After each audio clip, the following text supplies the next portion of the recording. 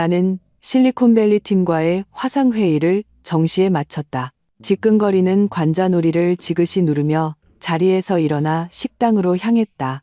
직사각형의 긴 식탁 위에는 한식과 양식이 어우러진 아침 식사가 이미 차려져 있었다. 시어머니 김순자 여사는 앞치마를 두른 채 막 부쳐낸 계란 프라이 한 접시를 식탁에 올리며 깍듯한 미소를 띠고 있었다. 윤정아, 회의 끝났니? 어서 와서 뜨거울 때 먹어라. 넌 정말 너무 고생이 많아. 여자 몸으로 뭘 그렇게 남자처럼 일만 하니? 그녀의 목소리는 특유의 끈적한 염려를 담고 있었다.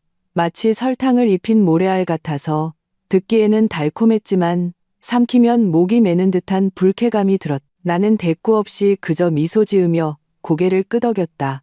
7년이었다. 나는 이미 이런 식으로 어디에나 존재하는 관심이라는 이름의 부드러운 통제에 익숙해져 있었다.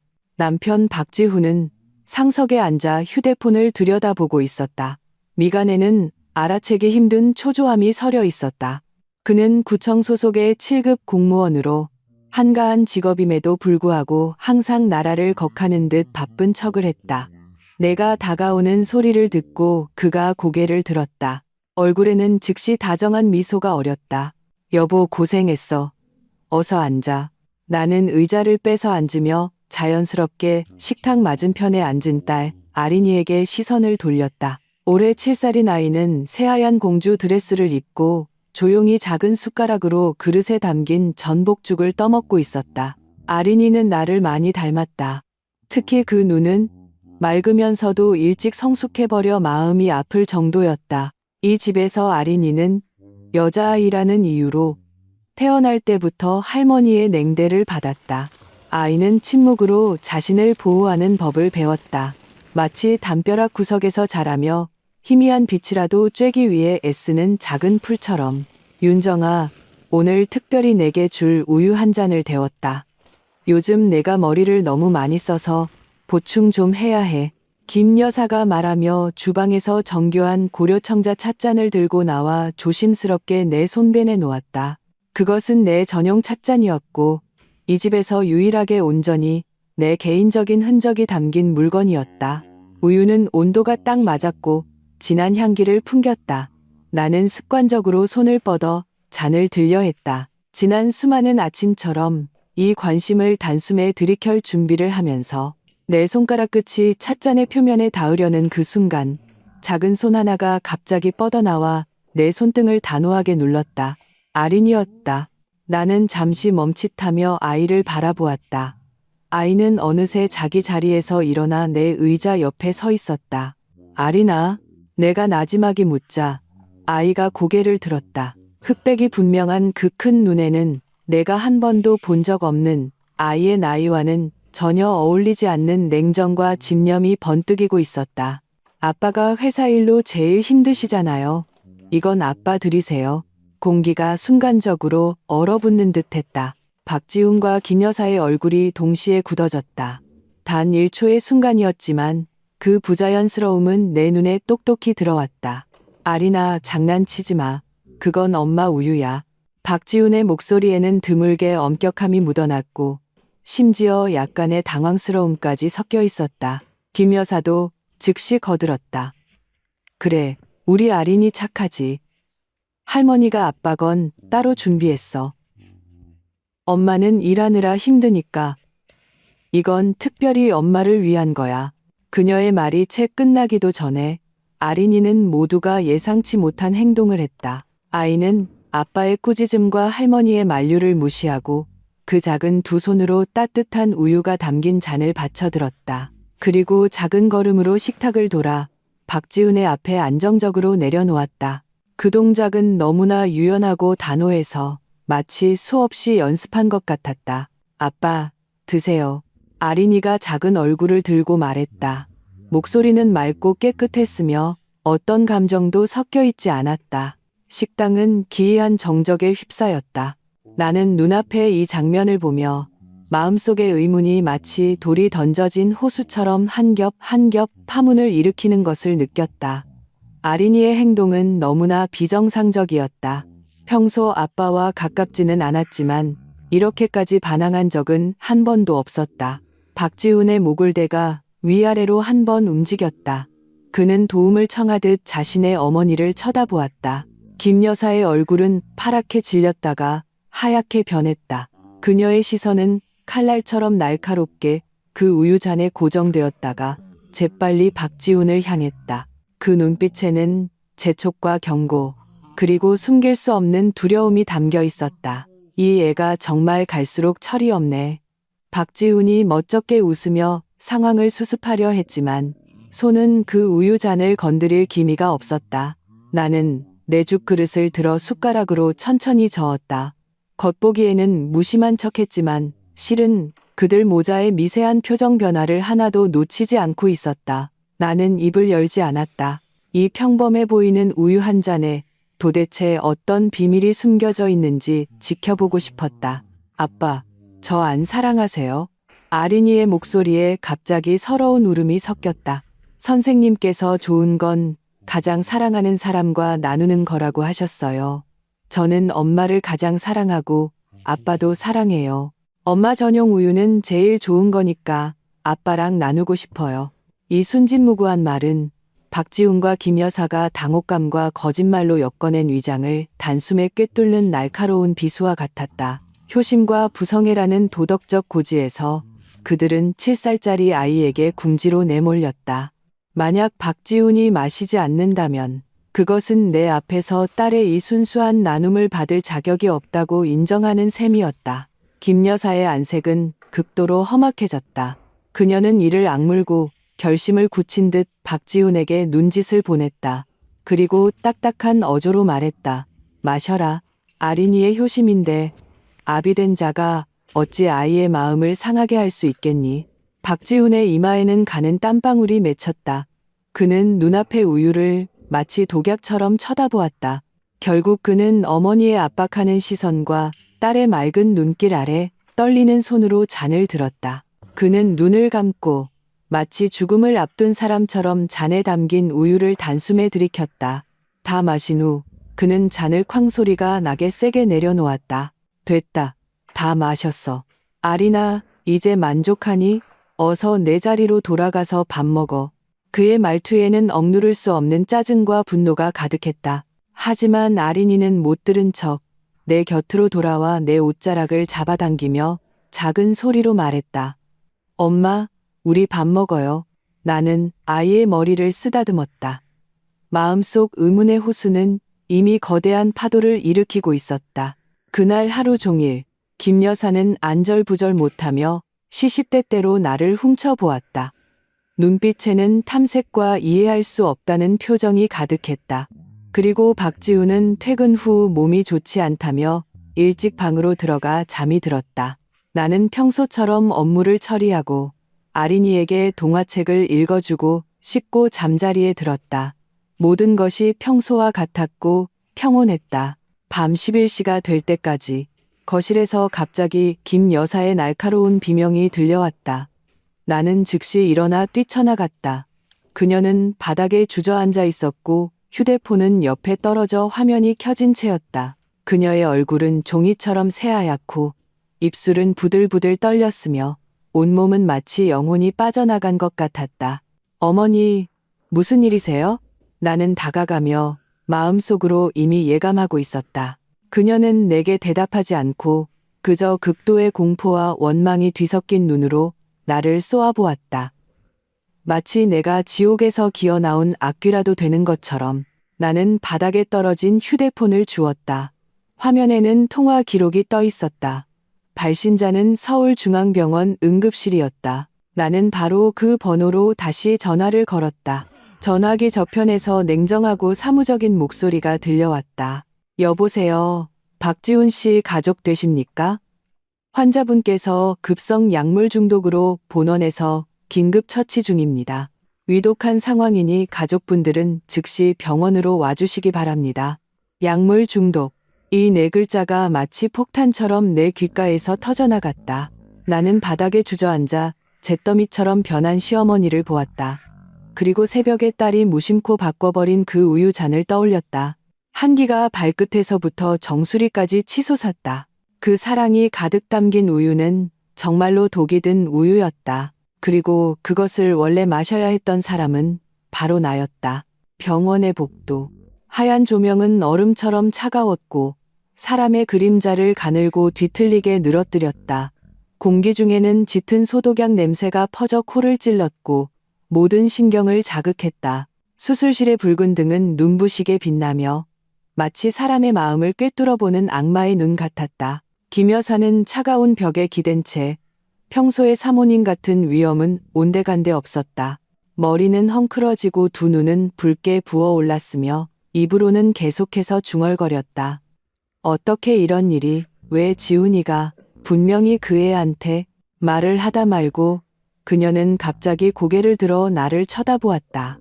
눈 속의 원망은 거의 실체가 되어 나를 능지처참할 기세였다.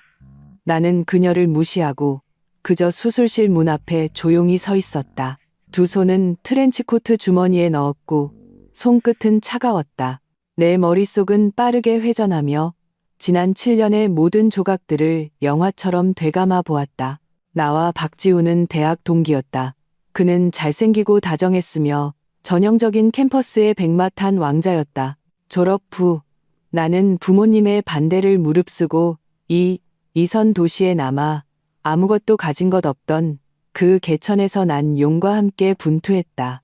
나는 IT 스타트업을 창업했고 정확한 안목과 죽기 살기로 노력한 덕분에 비좁은 작은 사무실에서 시작해 지금은 기업가치 1,000억 원대의 회사로 키워냈다. 반면 박지훈은 공무원 시험에 합격해 철밥통을 찾고 그 후로는 전진할 동력을 완전히 잃어버렸다. 그는 체제 내의 안일함에 만족하며 매일 차를 마시고 신문을 보며 인간관계를 유지했다. 우리의 격차는 점점 더 벌어졌다. 단순히 수입뿐만 아니라 시야와 그릇의 차이였다. 나는 이 집의 절대적인 경제적 기둥이 되었다. 우리가 사는 고급 빌라, 타는 외제차, 박지훈의 명품 옷들, 심지어 그의 시골 친척들의 생활비까지 모두 내가 부담했다. 나는 나의 헌신이 안정적인 가정을 가져다주고 그를 안심시키며 이 집을 온기로 가득 채울 것이라 생각했다. 지금 생각해보니 나는 정말 어리석었다. 나는 내가 그를 위해 만든 것이 따뜻한 항구라고 생각했지만 실제로는 내 손으로 나 자신을 위한 황금으로 도금된 감옥을 지은 셈이었다. 박지훈의 자존심은 우리의 재산 격차가 벌어진 그 순간부터 이미 산산조각 나 있었다.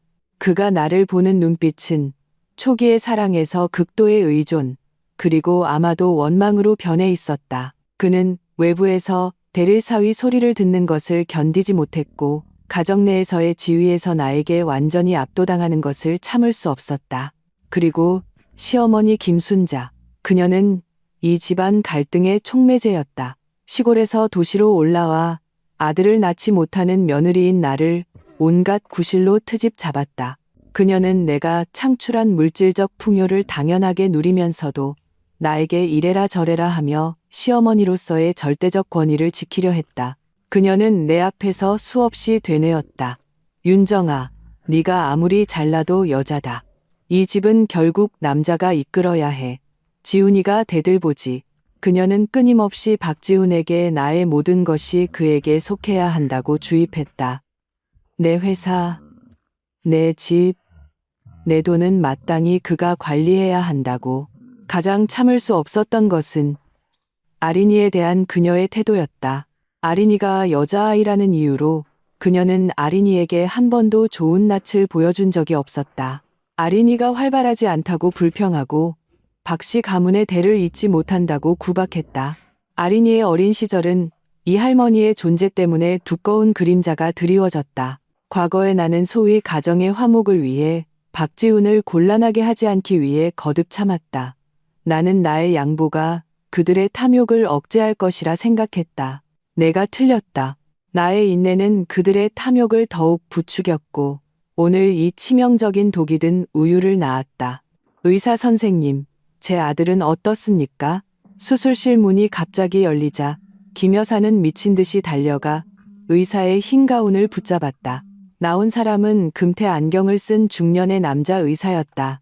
그는 눈살을 찌푸리며 김 여사의 손을 밀어내고 엄숙한 표정으로 물었다. 환자 보호자 누구십니까? 제가 엄마예요. 제가 아내입니다. 내가 앞으로 나서며 침착하게 대답했다. 의사의 시선이 우리 둘을 훑어본 후 최종적으로 내게 머물렀다. 환자는 일단 생명에는 지장이 없습니다. 하지만 아직 상태가 안정적이지 않아 즉시 중환자실로 옮겨 경과를 지켜봐야 합니다. 김 여사는 안도의 한숨을 내쉬더니 이내 통곡하기 시작했다. 내 불쌍한 아들, 선생님. 나는 그녀의 울부짖음을 끊고 의사의 눈을 똑바로 쳐다보며 물었다. 무슨 독에 중독된 건가요? 왜 중독되었는지 알 수 있을까요? 의사는 안경을 고쳤으며 눈빛이 날카로워졌다. 환자의 혈액과 위 내용물에서 클로자핀이라는 약물 성분이 검출되었습니다. 이것은 강력한 항정신병 약물로 반드시 의사의 지도하에 엄격하게 사용되어야 합니다. 과다 복용 시 중추신경계가 심각하게 억제되고 호흡 부전, 심지어 사망에 이를 수 있습니다. 그는 잠시 말을 멈추고 더욱 무거운 어조로 덧붙였다. 그리고 검출된 양으로 보아 정상적인 치료 용량의 10여 배에 달합니다. 이것은 오용이 아니라 고의적인 투독입니다.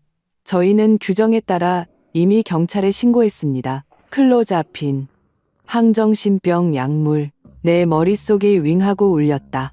나는 순간 그들의 계획을 모두 이해했다. 그들은 나를 즉시 독살하려던 것이 아니었다. 그들은 장기간에 걸쳐 소량의 이 약을 내게 투여하여 내 정신을 점차 쇠약하게 하고 환각, 혼란 등의 증상을 일으켜 최종적으로 나를 정신병원에 보내 정신병자로 만들려 했던 것이다. 정신병자로 판정받은 사람은 민사행위 능력을 상실하게 된다. 그때가 되면 내 명의의 모든 자산, 회사의 지분을 포함하여 나의 합법적인 후견인인 남편 박지훈이 모두 관리하게 되는 것이다. 정말이지 일석이조 근본을 뽑아버리는 독계였다. 신출귀몰하게 나의 모든 것을 빼앗으면서 눈에 가시인 나를 완전히 제거할 수 있는 방법. 나는 등골에서부터 한기가 솟아올라 사지가 모두 차가워지는 것을 느꼈다. 나는 옆에서 여전히 가식적인 눈물을 닦고 있는 김 여사를 보며 처음으로 인간의 악랄함이 정말 끝이 없을 수 있다는 것을 느꼈다. 경찰관님, 저 여자예요. 이 독한 년이 제 아들을 해쳤어요. 김 여사는 갑자기 구명더처라도 잡은 듯 내 코를 가리키며 막 도착한 2명의 경찰관에게 소리쳤다. 제 아들은 멀쩡했는데 저 여자가 준비한 아침을 먹고 쓰러졌어요. 저 여자가 제 아들을 질투해서 우리 모자를 해치고 재산을 독차지하려는 거예요. 적반하장도 이런 적반하장이 없었다. 선두에 선 경찰관이 나를 한번 쳐다보고 다시 김 여사를 쳐다보며 사무적으로 물었다. 신고자이십니까? 병원이 신고했습니다.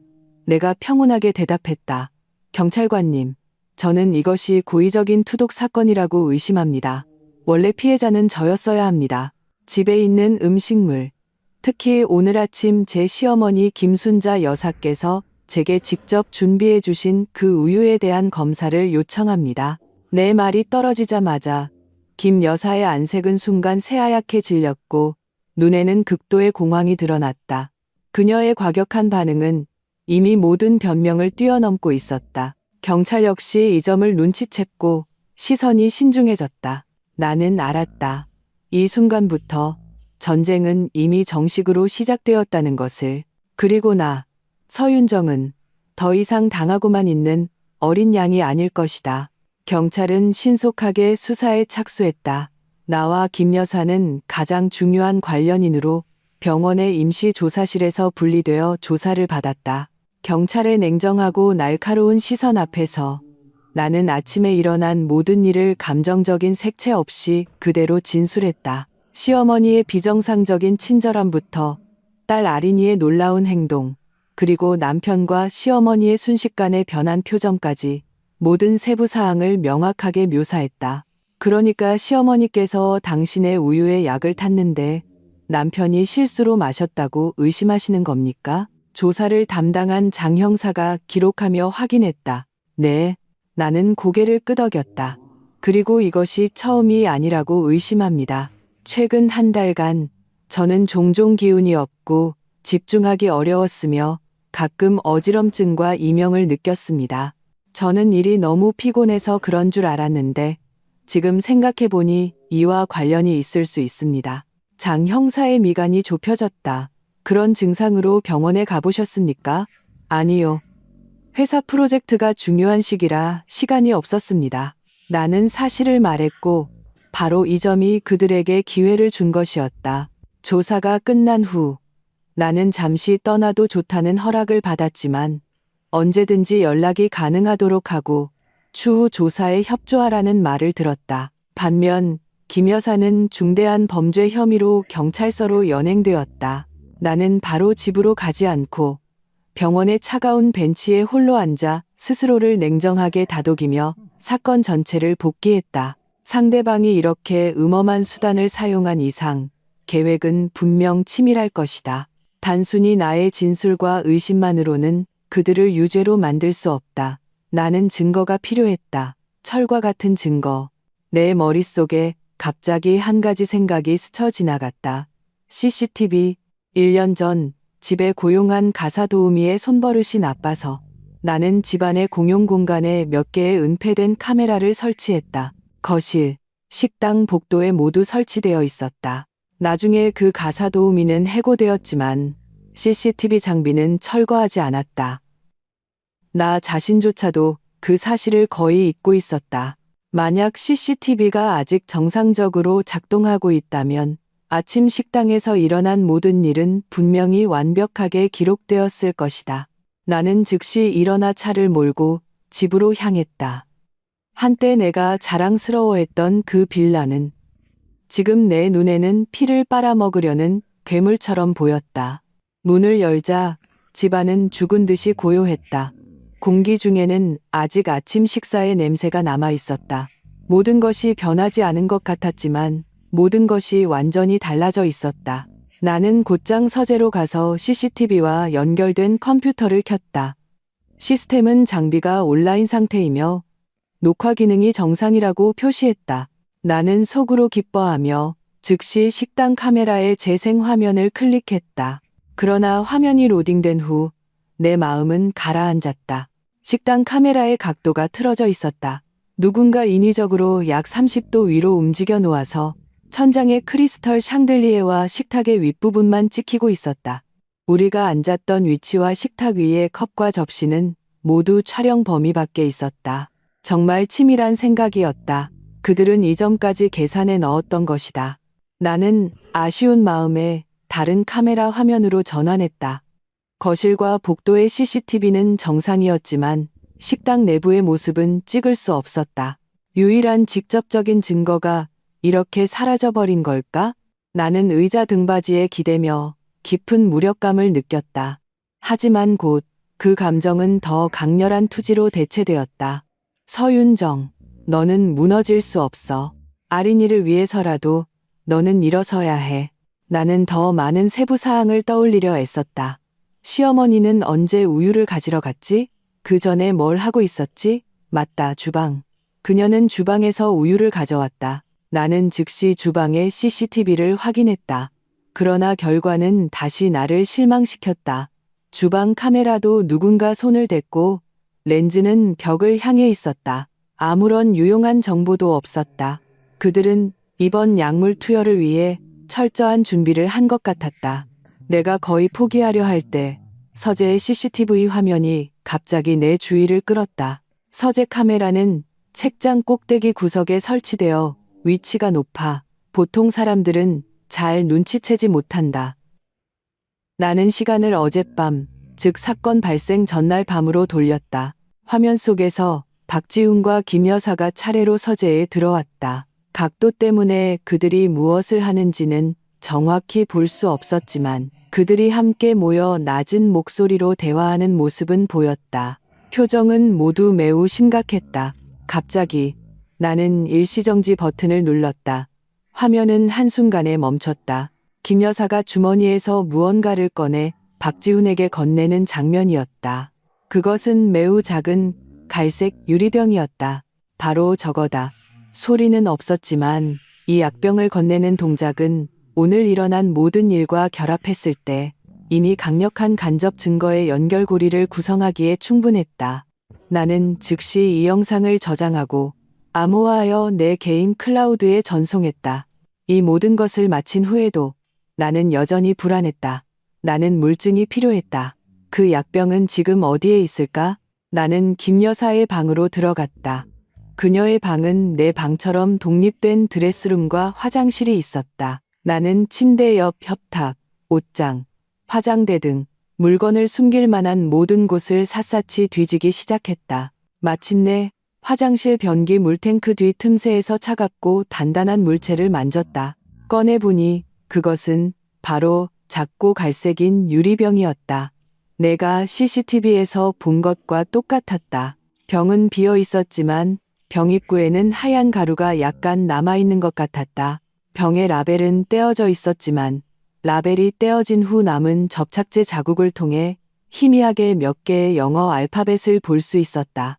나는 조심스럽게 티슈로 약병을 싸서 밀봉 봉투에 넣었다.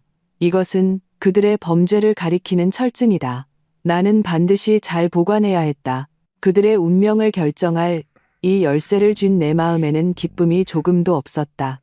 오직 차가운 황량함 뿐이었다. 이것이 내가 10년 동안 사랑하고 10년 동안 헌신한 남자와 내가 항상 효도하려 했던 시어머니였다. 그들은 손을 잡고 가장 악랄한 방식으로 나를 만겁불복의 심연으로 밀어 넣으려 했다. 내 휴대폰이 진동했다. 낯선 번호로부터 온 문자였다. 서 대표님, 남편분이 밖에서 여자 끼고 사는 거 아세요? 나는 이 문자를 보며 입가에 냉소를 머금었다. 看来这场清算的参与者比我想象的还要多。很好，那就让暴风雨来得更猛烈些吧。 다음 날 아침, 햇살은 여전히 눈부셨고 마치 어젯밤에 소름 끼치는 일들이 한낱 악몽이었던 것처럼 느껴졌다. 하지만 나는 알았다. 악몽은 이제 막 시작되었다는 것을. 단지 지금은 대본을 고쳐 쓰는 사람이 나로 바뀌었을 뿐이다. 나는 회사에 긴급한 업무를 지시하고 아린이는 내가 가장 신뢰하는 친구 집에 잠시 맡겼다. 그리고 그 밀봉된 약병과 CCTV 영상이 담긴 USB를 가지고 시내 중심가에 있는 정담이라는 이름의 카페로 차를 몰았다.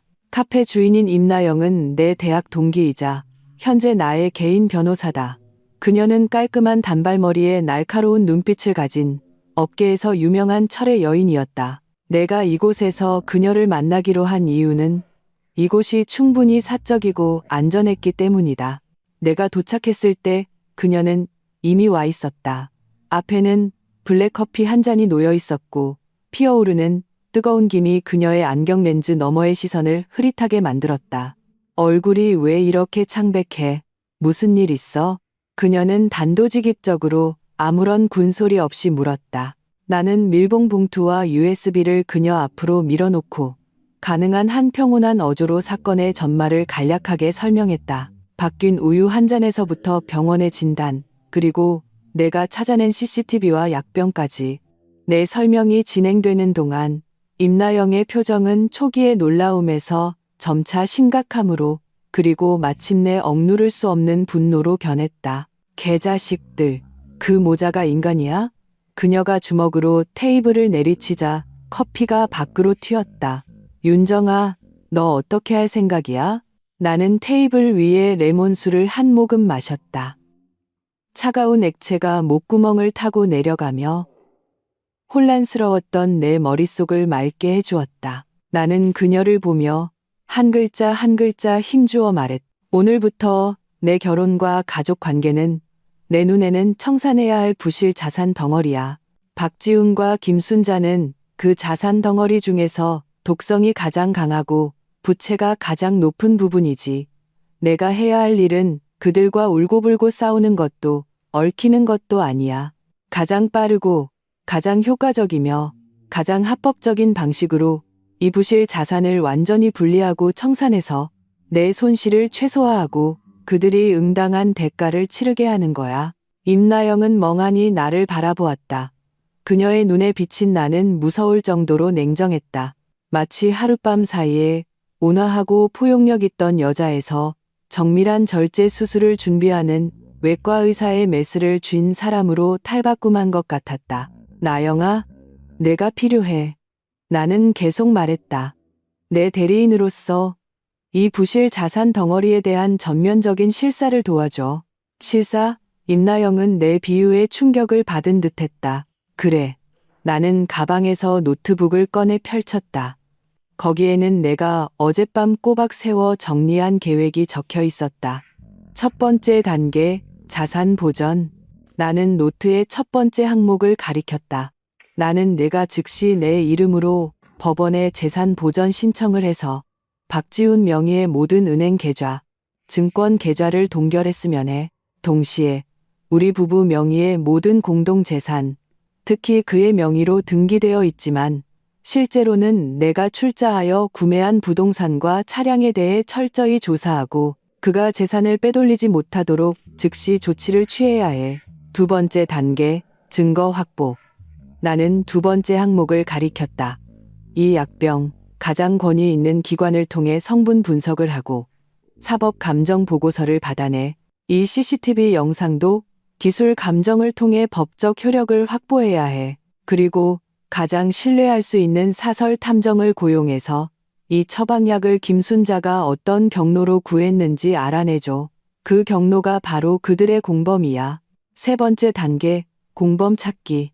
나는 다음 페이지를 넘겨 그 익명의 문자 메시지 내용을 임나영에게 알려주었다. 박지훈이 갑자기 이렇게 미친 짓을 한 데에는 배후에 조종하는 사람이 있을 거야. 그 여자, 아마도 이 모든 일을 촉발시킨 마지막 지푸라기일 가능성이 커. 나는 그녀가 누구인지, 이 사건 전체에서 어떤 역할을 했는지, 그리고 그녀와 박지훈 사이의 감정 외에 다른 이익관계가 있었는지 알아야겠어. 나는 노트를 덮고 고개를 들어 단호한 눈빛으로 임나영을 바라보았다. 내 목표는 명확해. 첫째, 박지훈과 김순자가 그들의 투독 행위에 대해 가장 처참한 법적 대가를 치르게 할 거야. 둘째, 내게 속한 모든 재산을 되찾을 거야. 단 한 푼도 놓치지 않을 거야. 셋째, 박지훈이 가장 불명예스러운 방식으로 알거지가 되어 쫓겨나게 만들 거야. 이번 이혼이 그의 인생에서 가장 큰 오점이자 웃음거리가 되게 할 거야. 임나영은 길게 숨을 내쉬었다. 그녀의 눈빛에는 충격이 가득했지만 그보다 더 큰 것은 찬사와 안타까움이었다. 윤정아, 너 정말 강해졌구나. 그녀가 내 손을 잡고 힘껏 쥐었다. 걱정 마. 이 일은 나한테 맡겨. 내 모든 인맥과 자원을 동원해서 이 프로젝트를 멋지게 성공시켜 줄게. 그리고 그녀가 덧붙였다. 투독 사건에 대해서는 경찰 쪽은 어떻게 처리할 생각이야? 지금 김순자는 구속되었지만 증거가 아직 기소하기에는 부족해. 서두를 필요 없어. 나는 고개를 저었다. 눈에는 차가운 빛이 스쳤다. 지금 모든 패를 다 보여주는 건 그들을 너무 쉽게 봐주는 거야. 나는 그들이 스스로 안전하다고 착각하는 속에서 조금씩 더 많은 허점을 드러내게 만들 거야. 그들이 가장 의기양양하고 탐욕스러울 때 치명적인 일격을 가할 거야. 알겠어. 임나영이 고개를 끄덕였다. 그녀의 눈빛도 나와 같이 날카로워졌다. 정보전, 심리전을 하겠다는 거구나. 나는 이미 식어버린 레몬수를 단숨에 들이켰다. 전쟁은 이미 시작되었다. 그리고 서윤정은 이번에는 철저하게 이길 것이다. 카페를 나온 후 나는 집으로 돌아가지 않았다. 나는 이 전쟁을 지휘하기 위해 절대적으로 안전하고 조용한 환경이 필요했다. 새로운 유심칩으로 시내 중심의 5성급 호텔에 장기 스위트룸을 예약했다. 이곳이 앞으로 한동안 나의 작전 지휘소가 될 것이다. 자리를 잡은 후 나는 휴대용 노트북을 열었다. 임나영이 법률과 외부 조사를 책임지고 나는 내부에서 박지훈이 가장 자랑스러워하는 그 껍데기를 무너뜨릴 것이다. 가정의 경제적 기둥으로서 나는 집안의 거의 모든 재정 대권을 쥐고 있었다. 하지만 나는 소위 존중을 위해 박지훈에게 충분한 체면을 세워주었다. 그는 우리 가족 계좌의 공동 관리자였고 가족이라는 신분으로 내 회사에 재무 고문이라는 허울 좋은 직함을 달고 매달 상당한 급여를 받아갔으며 일부 경비 처리 권한도 누렸다. 과거에 나는 이에 대해 전혀 묻지 않았다. 그것은 신뢰의 한 형태였다. 그러나 이제 나는 이 신뢰 뒤에 얼마나 많은 더러운 거래가 숨겨져 있는지 직접 감사할 것이다. 나는 회사의 재무 시스템에 로그인하여 지난 3년간 박지훈과 관련된 모든 장부와 경비 처리 기록을 조회했다. 조사해보지 않았더라면 몰랐을 것이다. 조사해보니 그야말로 충격적이었다. 호텔 스위트룸의 통유리창 밖으로 도시의 불빛이 켜지기 시작하며 화려하게 빛나고 있었다. 그러나 내 눈앞의 컴퓨터 화면에는 차가운 숫자들의 행렬이 극도로 추악하고 탐욕스러운 세계를 구성하고 있었다. 나는 지난 차 한 잔을 타서 블루라이트 차단 안경을 썼다. 그리고 가장 엄격한 감사관처럼 박지훈이 지난 3년간 내 회사에 남긴 모든 재무 흔적을 검토하기 시작했다. 그의 재무 고문이라는 직함은 평소에는 있으나 마나한 것이었다. 나는 그가 실질적인 기여를 하리라고는 전혀 기대하지 않았다. 단지 외부 사람들에게 그가 체면을 세울 수 있도록 해준 것뿐이었다. 내가 선의로 부여한 이 허울뿐인 직함이 그가 이 집을 갉아먹는 구멍이 될 줄은 꿈에도 몰랐다. 초기의 기록은 비교적 정상적이었다. 금액이 크지 않은 접대비, 출장비 정산 정도였다. 나는 이른바 접대와 출장의 대부분이 그와 그의 한량 친구들의 유흥비라는 것을 알았지만 항상 눈 감아 주었다. 남자에게는 체면이 필요하다고 나는 이해했다. 나는 이 정도의 비자금이 그에게 심리적인 균형을 가져다 줄 것이라고 생각했다. 얼마나 가소로운 자기 위안이었던가. 2년 전부터 장부에 뚜렷한 변화가 나타났다. 거액의 컨설팅 비용, 서비스 비용이 빈번하게 등장하기 시작했다. 수취인은 내가 한 번도 들어본 적 없는 몇몇 문화 커뮤니케이션 회사나 컨설팅 스튜디오였다. 나는 기업 정보 플랫폼에서 이 회사들의 배경을 하나씩 조회했다. 그리고 놀라운 사실에 등골이 오싹해졌다. 이 회사들의 법인 대표는 이름이 각기 달랐지만 지분 구조를 추적해보니 최종적으로는 몇몇 공동 주주에게로 귀결되었다. 그리고 이 몇몇 사람들은 예외 없이 모두 박지훈의 시골 먼 친척들이었다. 이것은 회사 자금을 빼돌리기 위해 정교하게 구축된 유령 회사 네트워크였다.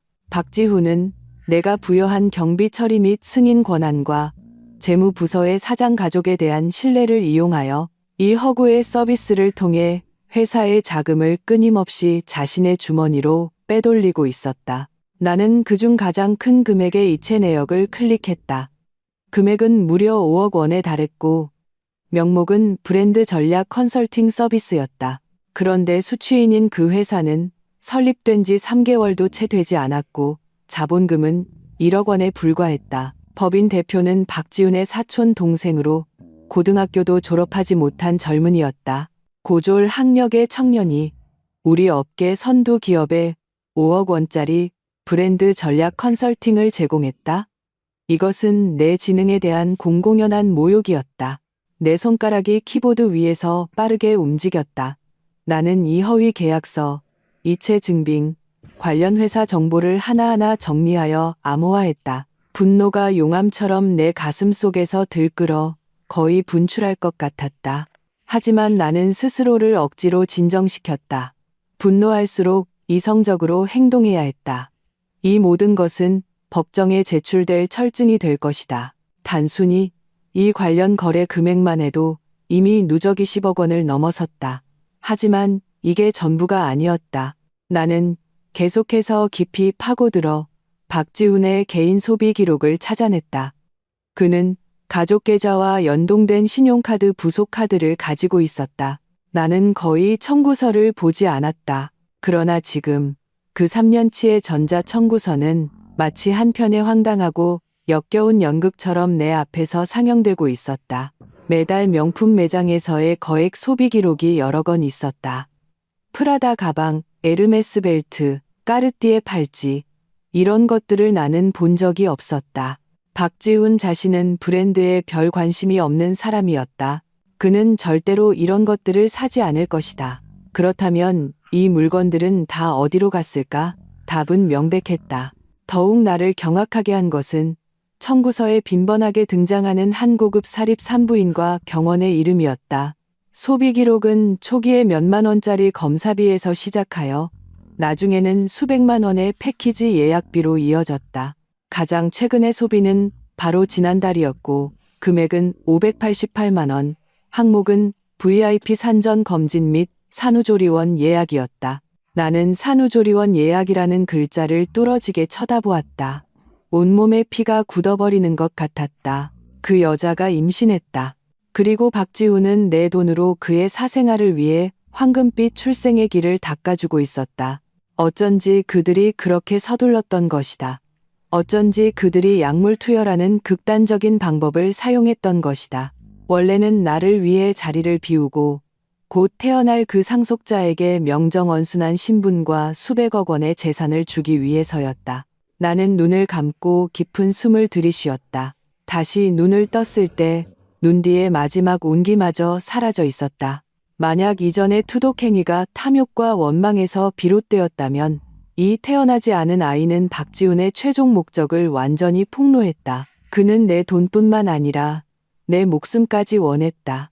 그는 나와 아린이가 이 세상에 존재했던 흔적을 완전히 지우고 그가 사랑하는 여자와 그가 기대하는 아들과 함께 새로운 완벽한 인생을 시작하려 했던 것이다.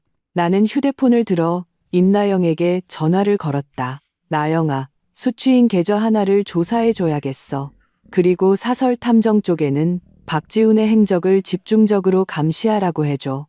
특히 그가 자주 가는 몇 군데, 그가 금옥장교 직무잔겨 한 그 여자가 곧 출산할 것 같아. 뭐라고? 전화기 저편에 임나영의 목소리가 변했다. 더 재미있는 걸 찾았어. 나는 컴퓨터 화면을 보며 입가에 차가운 미소를 지었다. 그가 횡령한 공금 액수가 우리가 상상하는 것보다 훨씬 클 수도 있어.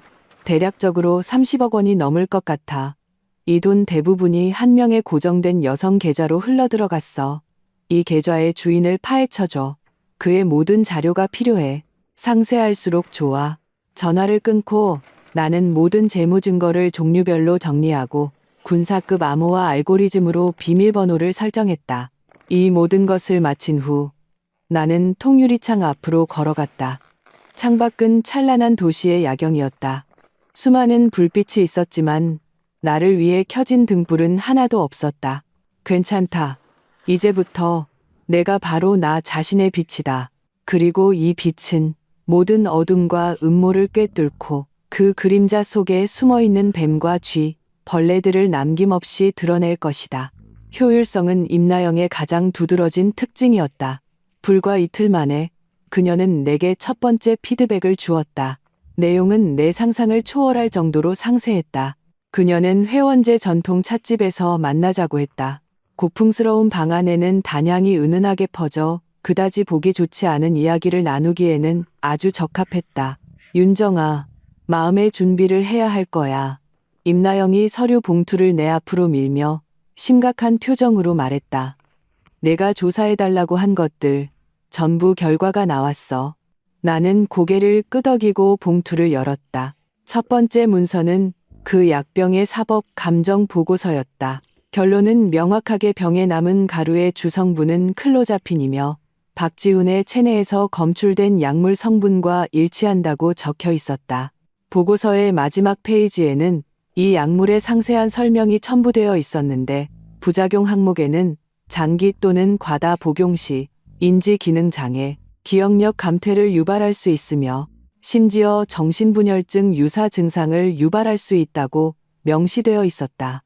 이 얇은 몇 장의 종이가 그들 모자가 나를 고의로 해치려 한 철증이었다. 두 번째 문서는 사설 탐정의 조사 보고서였다. 보고서의 첫 페이지에는 고화질 사진 여러 장이 있었다. 사진의 배경은 고급스러운 인테리어의 카페였다. 박지훈이 창가 자리에 앉아 있고 맞은편에는 젊고 아름다운 여자가 있었다. 그는 애정이 가득한 얼굴로 웃으며 케이크 한 조각을 여자의 입에 넣어주고 있었다. 여자의 얼굴에는 행복한 미소가 가득했고 배는 약간 불러 있어 임신한 것이 분명했다. 사진 아래에는 이 여자의 상세한 신상 정보가 있었다. 강소라, 28세, 무직, 2년 전 이 도시에 와서 친구 모임에서 박지훈을 만난 후 빠르게 연인 관계로 발전했다. 박지훈은 그녀를 위해 시내에서 가장 고급스러운 오피스텔을 임대해 주었으며 월세는 300만 원이었다. 그녀 명의의 빨간색 포르쉐 718 차량은 구매 대금 1억 2천만 원을 박지훈이 지불했다. 자료의 마지막에는 강소라의 SNS 계정이 첨부되어 있었다. 열어보니 전형적인 청담동 사모님의 세계였다. 에르메스 가방이 산처럼 쌓여 있고 전 세계를 여행하며 인증샷을 남겼으며 미슐랭 레스토랑은 그녀의 일상적인 식단이었다. 그리고 그녀가 자랑한 모든 명품은 거의 다 박지훈의 그 신용카드 청구서에서 해당 소비 기록을 찾을 수 있었다. 그녀가 낭비한 것은 모두 나의 피땀 어린 돈이었다. 이 강소라라는 여자, 탐정에게 계속 감시하라고 했어. 임나영의 목소리가 내 생각을 현실로 돌려놓았다. 현재 임신 약 6개월이고 내가 찾아낸 그 사립병원에서 산전 검진을 받고 있어. 보아하니 아이를 낳아 신분 상승을 노리는 것 같아. 나는 냉소하며 사진을 테이블 위로 던졌다. 신분 상승이라 박씨 가문이라는 그 썩은 배가 과연 그녀라는 큰 부처를 모실 수 있을지 모르겠네. 나는 세 번째 문서를 들었다. 이것은 약물 출처에 대한 조사였다. 탐정은 김 여사의 통화 기록을 따라가 시골의 한 불법 시장에서 그녀에게 약을 판 무허가 약장수를 찾아냈다. 약장수의 진술에 따르면 김 여사가 한 달 전에 그를 찾아와 집안에 정신이 좀 안 좋은 친척이 있는데 사람을 조용하고 순종적으로 만드는 약이 필요하다고 했다. 약장수는 그에게 이 밀수된 클로자핀을 추천하며 매번 음식에 조금씩만 넣으면 한 달이면 신선도 바보가 될 것이라고 말했다. 모든 증거가 완벽하게 폐쇄루프를 형성했다. 동기, 인적 증거, 물적 증거가 고리처럼 맞물렸다. 이제 내가 이 증거들을 경찰에 제출하기만 하면 박지훈과 김 여사를 감옥에 보내기에 충분했다. 하지만 나는 알았다. 아직 충분하지 않다는 것을. 그들을 감옥에 보내는 것은 처벌의 시작일 뿐이다. 내가 원하는 것은 그들이 완전히 재기 불능 상태가 되어 그들의 소행에 대해 가장 무거운 대가를 치르게 하는 것이다. 나영아, 탐정에게 강소라를 계속 감시하라고 해줘. 나는 그녀가 내 돈을 얼마나 썼는지뿐만 아니라 이번 투독 사건에서 그녀가 정확히 어떤 역할을 했는지도 알아야겠어. 나는 박지훈이 감히 이런 짓을 저지른 배후에 이 여자가 베갯머리 송사를 하지 않았을 리가 없다고 생각해. 나는 서류를 봉투에 다시 넣으며 눈빛이 깊어졌다. 그리고 나는 잠시 말을 멈췄다. 김순자 쪽은 어떤 움직임이 있어? 임나영이 한숨을 쉬었다. 48시간 구금되었다가 직접적인 증거가 없어서 경찰이 풀어줬어. 하지만 주요 용의자로 지정되어 출국 금지 조치가 내려졌어. 아마 지금쯤 뜨거운 냄비 위에 개미처럼 안절부절 못하고 있을 거야. 잘 됐네. 나는 고개를 끄덕였다. 그 냄비에 불을 좀 더 지펴줄 때가 됐어. 무슨 생각이야? 김순자라는 여자는 이기적이고 탐욕스러우며 머리가 텅 비었어. 그녀와 박지훈의 동맹은 겉보기에는 모자간의 깊은 정 같지만 실제로는 이익 위에 세워진 거야. 일단 이익에 충돌이 생기면 그 동맹은 종이보다 얇아질 거야. 나는 찻잔을 들고 컵 속에서 오르내리는 찻잎을 보았다. 내가 할 일은 그들이 개싸움을 하게 만드는 거야. 찻집을 나온 후 나는 호텔로 돌아가지 않고 시내에서 가장 비싼 명품 백화점으로 차를 몰았다. 나는 한 보석 가게에 들어가 이전에 눈여겨봐둔 3천만 원짜리 다이아몬드 목걸이를 눈 하나 깜짝하지 않고 카드로 긁었다. 그리고 점원에게 영수증과 구매 내역서를 따로 봉투에 담아달라고 했다. 집으로 돌아가는 길에 나는 박지훈과 강소라가 동거하는 그 고급 오피스텔 단지를 들렀다. 안으로 들어가지는 않고 단지 그 영수증이 담긴 봉투를 박지훈 전용 우편함에 넣었다. 김 여사가 풀려나기는 했지만 지금 그녀는 분명 우리 집에 감히 돌아오지 못할 것이다. 가장 가능성 있는 것은 아들 집에 잠시 머무는 것이다. 그리고 그 여자는 매일 우편함을 확인하는 습관이 있다. 나는 이미 상상할 수 있었다. 그녀가 이 3천만 원짜리 영수증을 보고 자기 아들은 중환자실에 누워 생사를 오가는데 며느리는 밖에서 흥청망청 돈을 쓰고 있다는 사실을 연상했을 때 질투와 분노로 뒤틀릴 그 얼굴을 그녀는 어떻게 생각할까? 내가 일부러 자신을 자극하고 있다고. 자신의 아들과 손자 그녀는 강소라가 아들을 임신했다고 확신할 것이다. 애 돈으로 내 허영심을 채우고 있다고 생각할 것이다. 그녀는 폭발할 것이고 이성을 잃을 것이다. 그리고 이성을 잃은 적은 가장 상대하기 쉽다. 김순자, 박지훈, 강소라. 너희 셋 한 명도 도망칠 생각 마라. 청산이라는 이름의 이 게임은 이제 막 가장 흥미진진한 단계에 접어들었다. 내 예상은 틀리지 않았다. 그 3천만 원짜리 영수증은 마치 정밀하게 투하된 폭탄처럼 김 여사와 박지훈 사이에 깊은 균열을 만들어냈다. 박지훈은 ICU에서 3일을 보낸 후 일반 병실로 옮겨졌다. 목숨은 건졌지만 약물 부작용으로 인해 온몸이 축 늘어지고 반응이 둔해졌다. 김 여사는 며칠 동안 병원에서 그를 극진히 간호하는 척했지만 실제로는 그가 나와 단독으로 접촉하여 해서는 안 될 말을 할까봐 감시하고 있었다. 나는 어느 날 오후 박지훈의 정신이 조금 나아졌을 때 병문안을 갔다. 물론 혼자 가지 않았다. 미리 사설 탐정에게 알려 망원 렌즈를 가지고 병원 맞은편에 좋은 위치를 잡도록 했다. 내가 병실에 들어섰을 때 김 여사는 침대 옆에 앉아 박지훈에게 사과를 깎아주고 있었다. 나를 보자 그녀는 마치 꼬리를 밟힌 고양이처럼 온몸에 털을 곤두세웠고 손에 든 과도까지 떨어뜨릴 뻔했다. 여긴 뭐 하러 왔어? 족제비가 닭에게 세배하러 온 것도 아니고 좋은 뜻으로 온 건 아닐 텐데. 그녀는 박지훈의 침대 앞을 가로막고 경계심 가득한 얼굴로 말했다. 나는 그녀를 무시하고 손에 든 백합 한 다발을 침대 머리맡에 꽃병에 꽂았다. 그리고 미소 지으며 박지훈을 바라보았다. 지훈 씨, 좀 괜찮아졌어요? 박지훈의 눈빛은 약간 흔들렸고 감히 나와 눈을 마주치지 못하고 그저 어물쩍 응이라고 대답했다. 내 꼴을 좀 봐라. 지훈이를 이 꼴로 만들어 놓고 이제 와서 가식적으로 뭐 하는 짓이야. 김 여사가 끈질기게 소리쳤다. 어머니.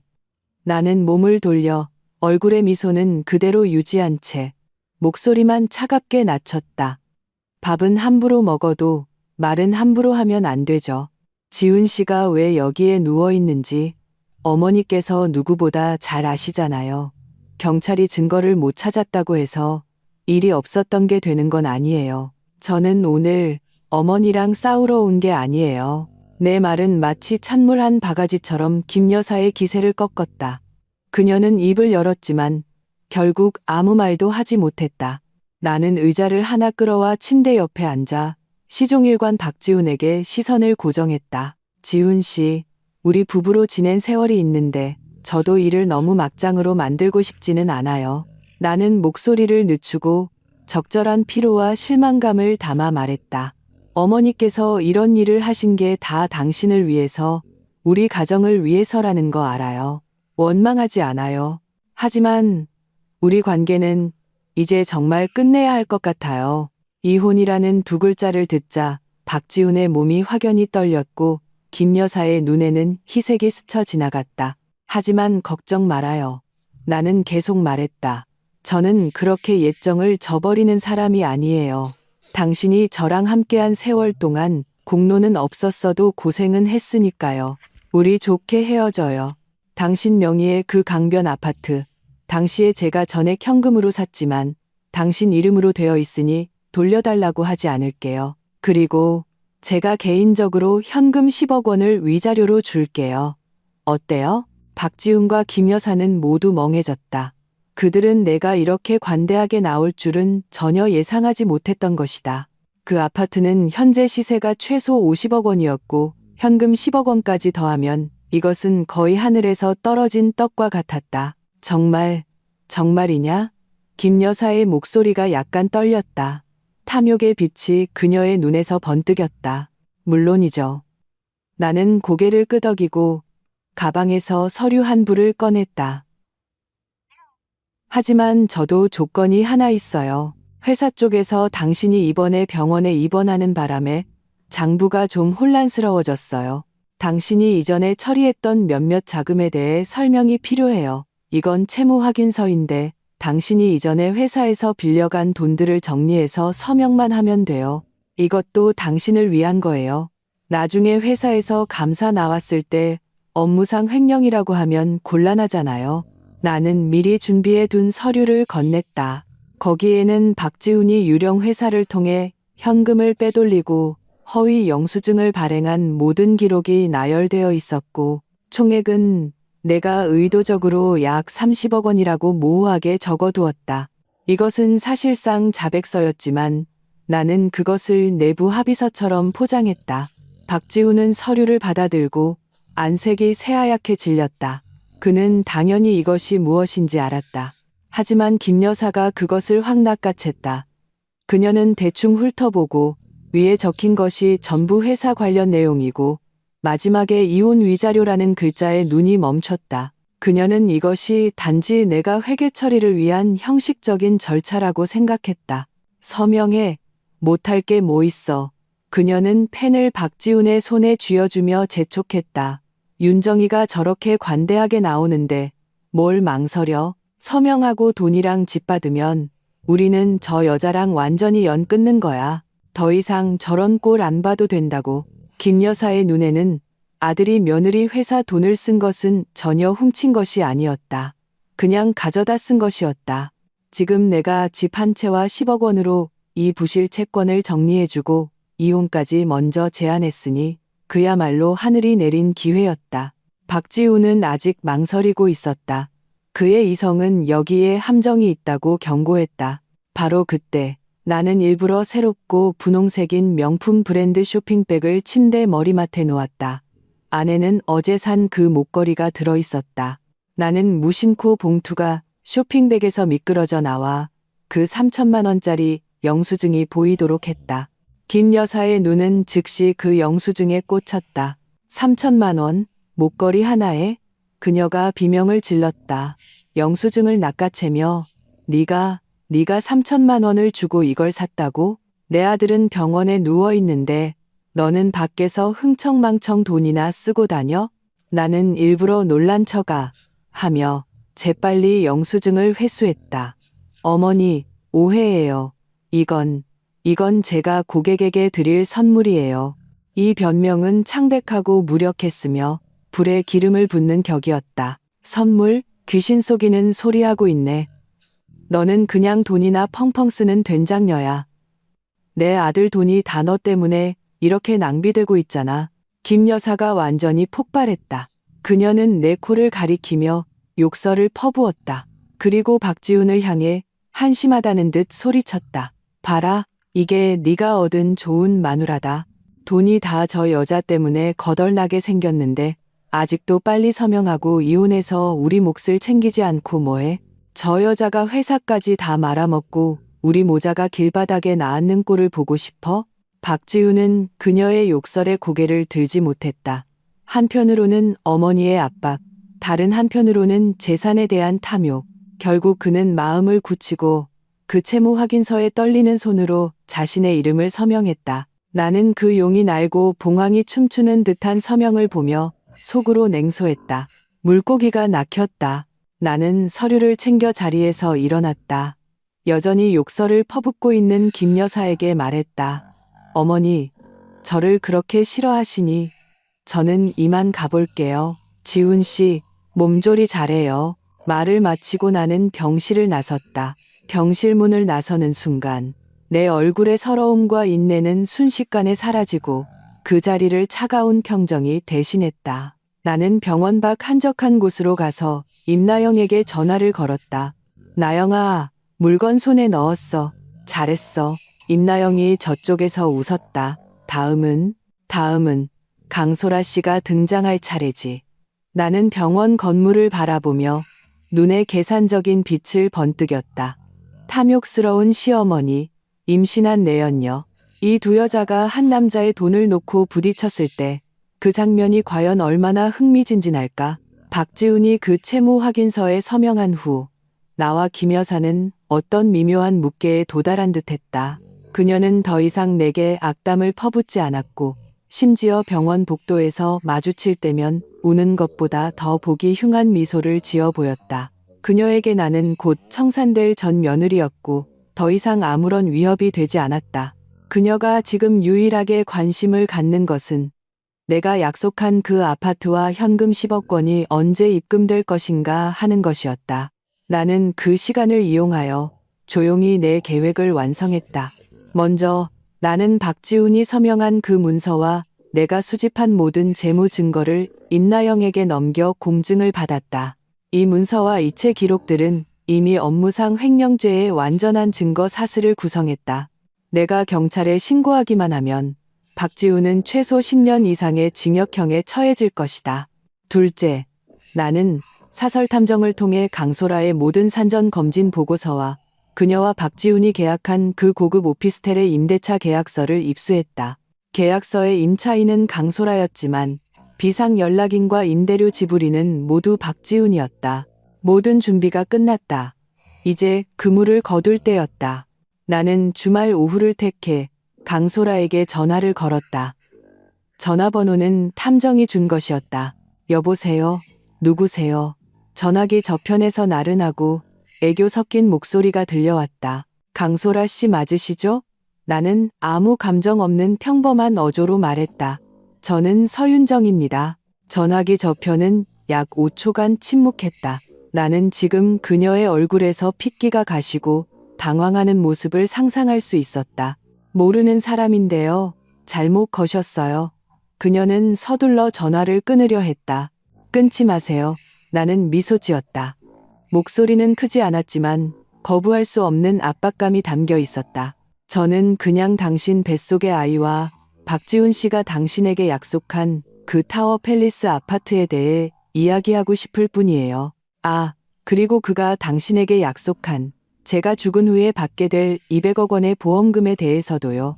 역시 보험금이라는 세 글자를 듣자 강소라의 호흡이 거칠어졌다. 뭘 원하시는 거죠? 그녀의 목소리에는 경계심과 두려움이 가득했다. 원하는 건 없어요. 단지 몇 가지 일들에 대해 우리가 직접적인 관련자로서 얼굴을 보고 명확하게 이야기할 필요가 있다고 생각해서요. 나는 그녀에게 주소를 알려주었다. 강남의 한 찻집이었다. 여기서 1시간 기다릴게요. 올지 안 올지는 당신이 결정하세요. 하지만 충고하는데 이번 기회를 놓치면 다시는 없을 거예요. 어떤 기회는 놓치면 영영 다시 오지 않으니까요. 말을 마치고 나는 단호하게 전화를 끊었다. 나는 그녀가 반드시 올 것이라고 확신했다. 내 말이 그녀 내면의 가장 깊은 두려움과 탐욕을 정확히 꿰뚫었기 때문이다. 그녀는 내가 일을 터뜨릴까 두려워하면서도 나에게서 어떤 이득을 얻을 수 있을 것이라고 환상하고 있었다. 예상대로 40분 후 강소라의 모습이 찻집 문 앞에 나타났다. 그녀는 헐렁한 인부복 원피스를 입고 샤넬 니트 가디건을 걸쳤으며 얼굴에는 정교한 화장을 했다. 이런 외부적인 장비로 내면의 불안을 감추려 하는 듯했다.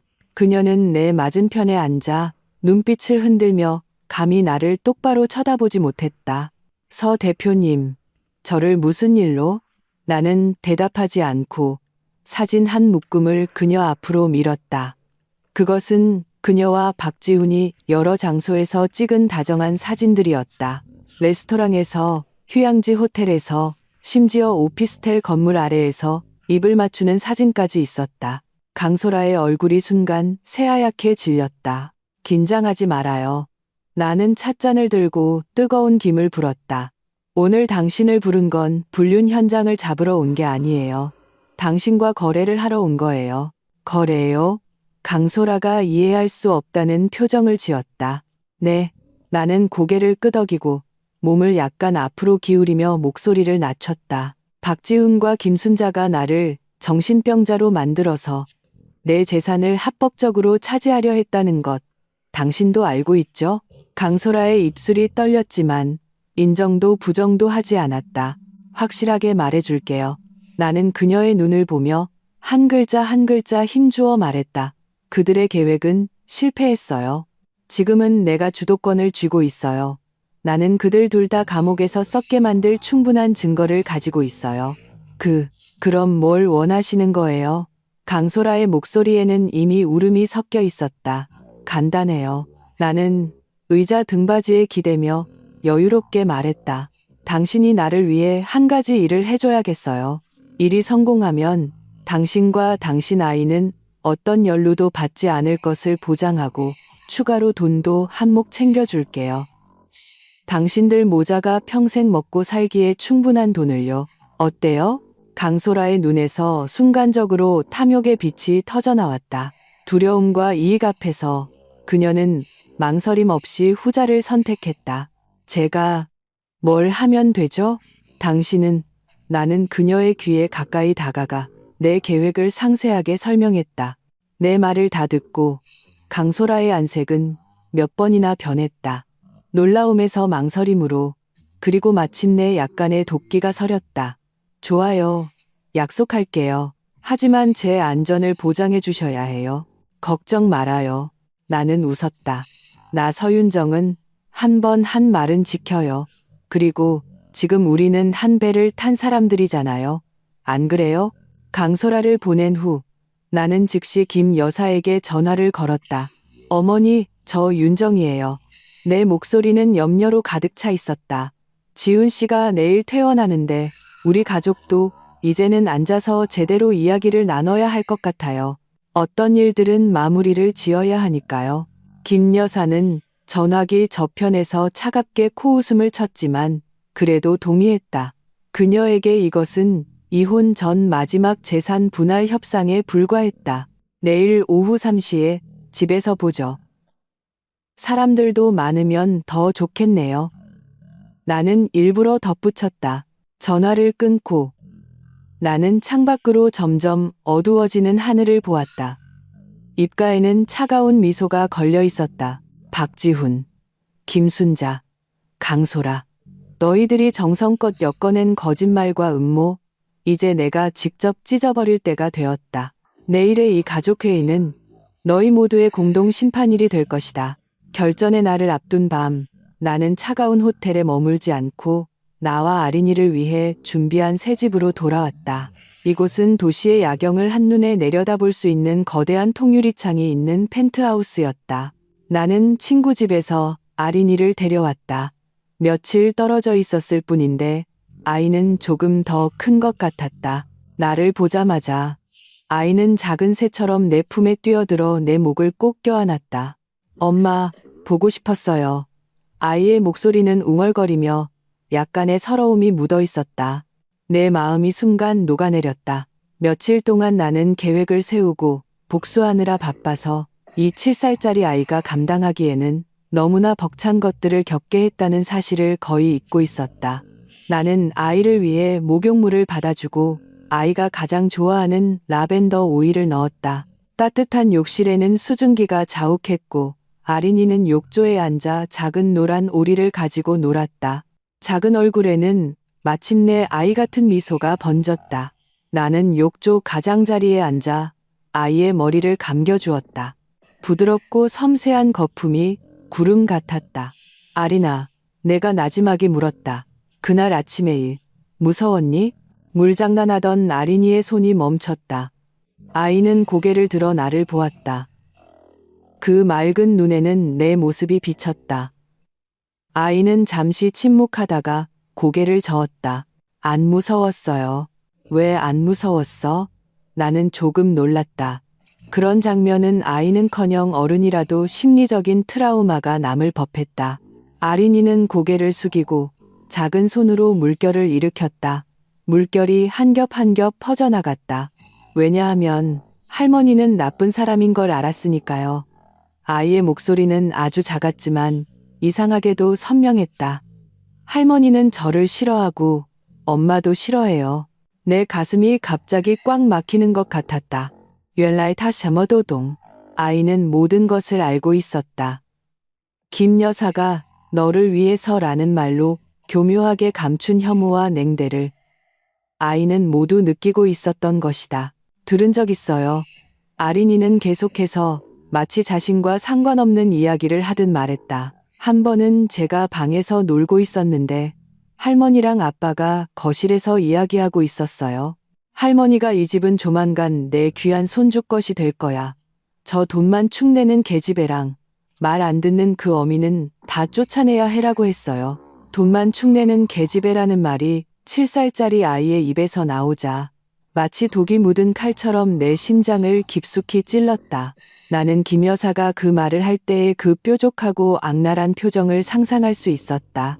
그리고 어느 날 밤에 목이 말라서 물 마시러 일어났어요. 아린이의 목소리는 더 낮아졌고 알아채기 힘든 떨림이 섞여 있었다.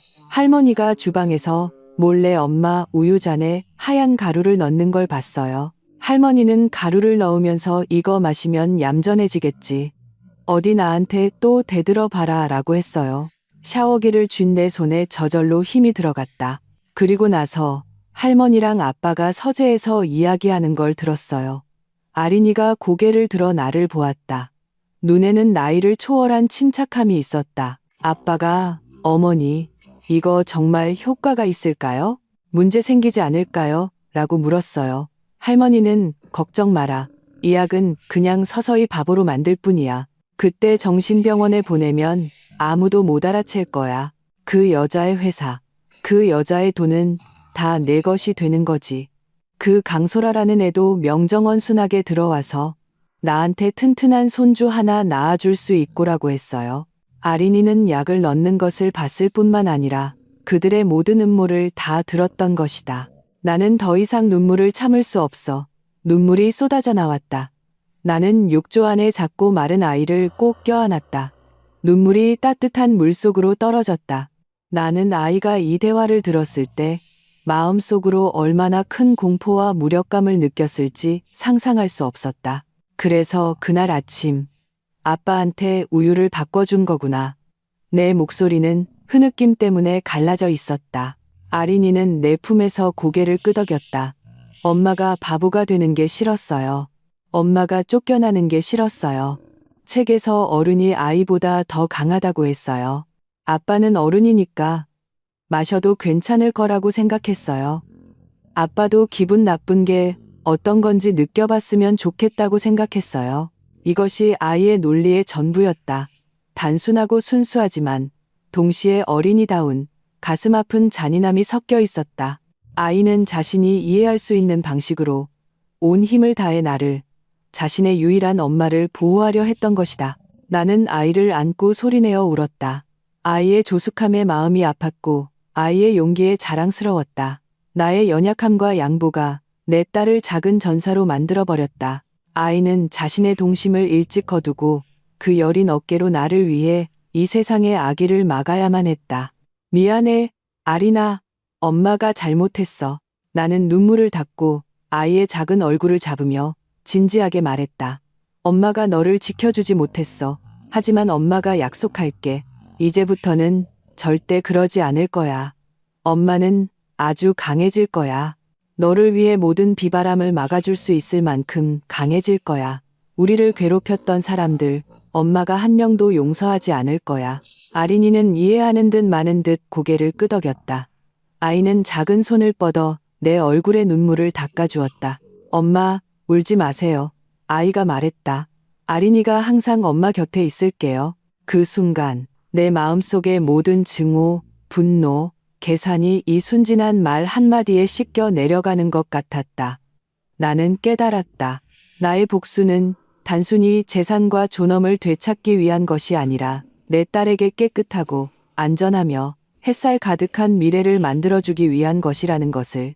아이를 위해서라면 나는 전 세계를 적으로 돌릴 수도 있었다. 목욕을 마친 후 나는 아린이를 안고 새집의 부드러운 큰 침대에 누워 아이가 가장 좋아하는 동화 이야기를 들려주었다. 이야기 속에서 정의는 항상 악을 이기고 착한 사람은 결국 행복을 얻었다. 아린이는 곧 내 품에서 잠이 들었다. 긴 속눈썹에는 아직 반짝이는 눈물방울이 매달려 있었다. 나는 조용히 아이의 잠든 얼굴을 바라보며 마음이 평온해졌다. 이 밤은 내가 지난 7년의 결혼 생활 동안 가장 편안하게 잠든 밤이었다. 왜냐하면 나는 알았기 때문이다. 날이 밝으면 내가 직접 이 모든 악몽을 끝낼 것이라는 것을, 그리고 나의 작은 천사를 데리고 진정한 새로운 삶으로 나아갈 것이라는 것을. 오후 2시 30분, 나는 정시에 한때 집이라고 불렸던 그 빌라로 돌아왔다. 거실에는 이미 사람들이 가득했다. 박지우는 상석 소파에 앉아 있었고, 안색은 아직 창백했지만 정신은 꽤 좋아 보였다. 그는 빳빳한 정장을 입고 있었는데 이런 식으로 자신감을 조금이라도 되찾으려는 듯했다. 김 여사는 승리한 장군처럼 거만하게 그의 옆에 앉아 계속해서 눈짓으로 그에게 허리를 펴라고 신호를 보냈다. 내가 조금 의외였던 것은 박씨 집안의 금악장 친척들, 고모, 작은아버지, 숙모까지 모두 와 있었다는 점이다. 한 명 한 명 근엄하게 앉아 마치 박지훈을 위해 공정한 판결을 내려줄 것 같은 태세를 취하고 있었다. 아마도 김 여사는 인해 전술로 기세에서 나를 압도하여 이어질 협상에서 아들에게 더 많은 이익을 챙겨주려 하는 것 같았다. 정말 가소로웠다. 그들은 아마 이것이 평범한 이혼 재산 분할이라고 생각하고 있을 것이다. 그들은 자신들을 기다리는 것이 어떤 심판일지 영원히 모를 것이다. 나는 트렌치 코트를 벗어 옆에 있던 가사도우미에게 건네고 곧장 1인용 소파에 앉아 우아하게 다리를 꼬았다. 다들 모이셨네요. 나는 주위를 둘러보며 담담하게 입을 열었다. 얼굴에는 조금의 긴장감도 없었다. 윤정아, 이왕 이야기할 거면 증인이 있어야지. 고모가 헛기침을 하며 어른 행세를 했다. 지훈이가 이번에 이렇게 큰 고생을 했는데 우리 친척들이 와서 관심 좀 가져야지. 너희 부부 무슨 말이든 우리 앞에서 터놓고 이야기해봐. 그래, 맞아. 숙모가 즉시 거들었다. 윤정아, 우리가 너한테 뭐라고 하는 게 아니라 지훈이가 그래도 남자고 이 집의 대들보인데 네가 여자 혼자 밖에서 그렇게 얼굴 내밀고 다니면 돈은 벌었겠지만 지훈이 감정도 좀 헤아려 줘야지. 나는 이 흑백을 전도하는 말들을 들으며 속으로 웃음만 나왔다. 이것이 바로 박지훈의 가족이었다. 나에게 기생하며 살면서도 내가 잘 되는 꼴은 못 보는 기생충들. 나는 그들을 무시하고 시선을 박지훈에게 돌렸다. 지훈 씨, 몸은 좀 괜찮아졌어요? 내가 물었다. 많이 좋아졌어. 박지훈의 목소리는 약간 힘이 없었다. 다행이네요. 나는 고개를 끄덕이고 손뼉을 쳤다. 가사도우미가 주방에서 쟁반을 들고 나왔다. 위에는 내가 평소에 사용하던 것과 같은 고려청자 찻잔 2개가 놓여 있었고 잔에는 따뜻한 우유가 담겨 있었다. 그 2잔의 우유를 보자 박지훈과 김 여사의 안색이 순간 변했다. 그 공포는 마음속 깊은 곳에서 우러나와 도저히 감출 수 없는 것이었다. 나는 쟁반을 들고 직접 그들 앞으로 다가가 우유 한 잔을 박지훈 앞에 탁자에 놓고 다른 한 잔은 김 여사의 손변에 놓았다. 지훈 씨, 이건 당신을 위해 준비했어요. 퇴원 축하해요. 어머니, 이건 어머님을 위한 거예요. 이 기간 동안 지훈 씨를 정성껏 돌봐주셔서 감사해요. 내 목소리는 아주 작고 부드러웠으며 적절한 미소를 띠고 있었다. 하지만 그들에게는 악마의 속삭임과 다름없었다. 안 마셔. 김 여사는 마치 뱀에 물린 것처럼 소파에서 벌떡 일어나 소리쳤다. 그리고 손변에 찻잔을 엎어버렸다. 우유가 바닥에 쏟아졌고 하얀 액체가 카펫 위로 빠르게 번져나갔다. 마치 흉측한 귀신의 얼굴처럼. 거실의 분위기는 순간 얼음장처럼 차가워졌다. 그 친척들은 모두 멍해져 김 여사가 왜 그렇게 과민 반응을 보이는지 이해하지 못했다. 박지훈은 더욱 겁에 질려 얼굴이 흑빛이 되었고 몸은 채처럼 떨었다. 어머니, 왜 이러세요? 나는 일부러 놀란 척하며 그녀를 보았다. 그냥 우유 한 잔인데 왜 그렇게 크게 반응하세요? 설마 이 우유에 무슨 문제라도 있나요? 나는 문제라는 두 글자에 일부러 힘을 주어 발음했다. 김 여사의 입술이 떨렸지만 한마디도 하지 못했다. 그녀는 자신이 실언했다는 것을 깨달았지만 거대한 공포가 그녀의 사고를 마비시켰다. 바로 그때 빌라의 초인종이 울렸다. 딩동하는 맑은 초인종 소리가 마치 무거운 망치처럼 모든 사람의 심장을 두드렸다. 제가 문 열게요. 나는 자리에서 일어나 치마를 정리하며 얼굴에는 여전히 그 여유로운 미소를 띠고 있었다. 나는 알았다. 내가 초대한 마지막 손님이 도착했다는 것을. 내가 빌라 문을 열었을 때 모든 사람이 경악했다. 문 앞에는 6개월 된 배를 안고 있는 강소라가 서 있었다. 그녀는 단정한 인부복을 입고 얼굴에는 적절한 연약함과 무력함을 띠고 있었다. 그녀의 뒤에는 검은 정장을 입고 심각한 표정을 한 두 명의 남자가 서 있었는데 보디가드처럼 보였다. 네, 내가 왜 여기에 있어? 박지훈이 가장 먼저 반응했다. 그는 강소라를 가리키며 목소리가 갈라졌다. 김 여사는 더욱 귀신이라도 본 듯했다. 그녀는 강소라의 불룩한 배를 보고 다시 나를 보며 머릿속이 혼란스러워졌다. 강소라는 그들을 무시하고 곧장 내 앞으로 와서 나에게 가볍게 허리를 숙였다. 그리고 억울함 가득한 목소리로 울먹이며 말했다. 서 대표님, 죄송합니다. 제가 늦었습니다. 저는 오늘 대표님께 사과드리고 박지훈과 김순자가 대표님을 해치고 재산을 빼앗으려 한 모든 범죄 행위를 폭로하기 위해 특별히 왔습니다. 말이 떨어지자 온 좌중이 경악했다. 강소라의 등장은 마치 잔잔한 호수에 던져진 심해 폭탄처럼 순식간에 거실 전체를 폭발시켰다. 박씨 집안의 그 친척들은 하나같이 입을 떡 벌리고 나를 보았다가 큰 배를 안고 있는 강소라를 보았다가 하며 이 거대한 정보량에 아직 반응하지 못하고 있었다. 그리고 박지훈과 김 여사는 완전히 공황 상태에 빠졌다. 무슨 헛소리야. 이 천한 것. 누가 너보고 오라고 했어. 김 여사가 가장 먼저 무너졌다. 그녀는 마치 시장 바닥의 아낙네처럼 손톱을 세우고 강소라에게 달려들어 머리채를 잡으려 했다. 강소라 뒤에 두 명의 보디가드가 즉시 한 걸음 앞으로 나와 그녀를 막았다. 어머님, 진정하세요. 강소라는 적절하게 뒤로 물러서며 배를 감싸 안고 애처로운 표정을 지었다. 제 뱃속에는 어머님 박씨 가문의 친손자가 있어요. 만약 다치기라도 하면 아마 지훈 씨도 가만히 있지 않을걸요? 너, 김 여사는 화가 나서 온몸을 떨며 박지훈을 가리켰다. 지훈아, 어서 엄마한테 말해. 이게 다 어떻게 된 일이야? 이 여자는 누구야? 박지훈은 이 순간 이미 얼굴이 잿빛이 되어 있었다. 그는 나를 보며 눈에는 애원과 공포가 가득했다. 그는 모든 것이 끝났다는 것을 알았다. 나는 그에게 말할 기회를 주지 않았다. 나는 거실 중앙으로 가서 가방에서 태블릿 PC를 꺼내 거실의 빔 프로젝터에 연결했다. 어르신들, 오늘 여러분께서 박지훈 씨를 위해 공정한 판결을 내려주시러 온 것을 알고 있습니다. 내 시선이 천천히 자리에 있는 모든 사람을 훑었다. 목소리는 크지 않았지만 모든 사람의 귀에 선명하게 들렸다. 그럼 공정한 판결을 내리기 전에 여러분께 몇 가지 보여드리고 싶은 것이 있습니다. 보시고 나서 이 공정한 판결을 과연 어떻게 내려야 할지 판단해 주십시오. 나는 재생 버튼을 눌렀다. 스크린에 나타난 첫 번째 화면은 서재의 CCTV 영상이었다.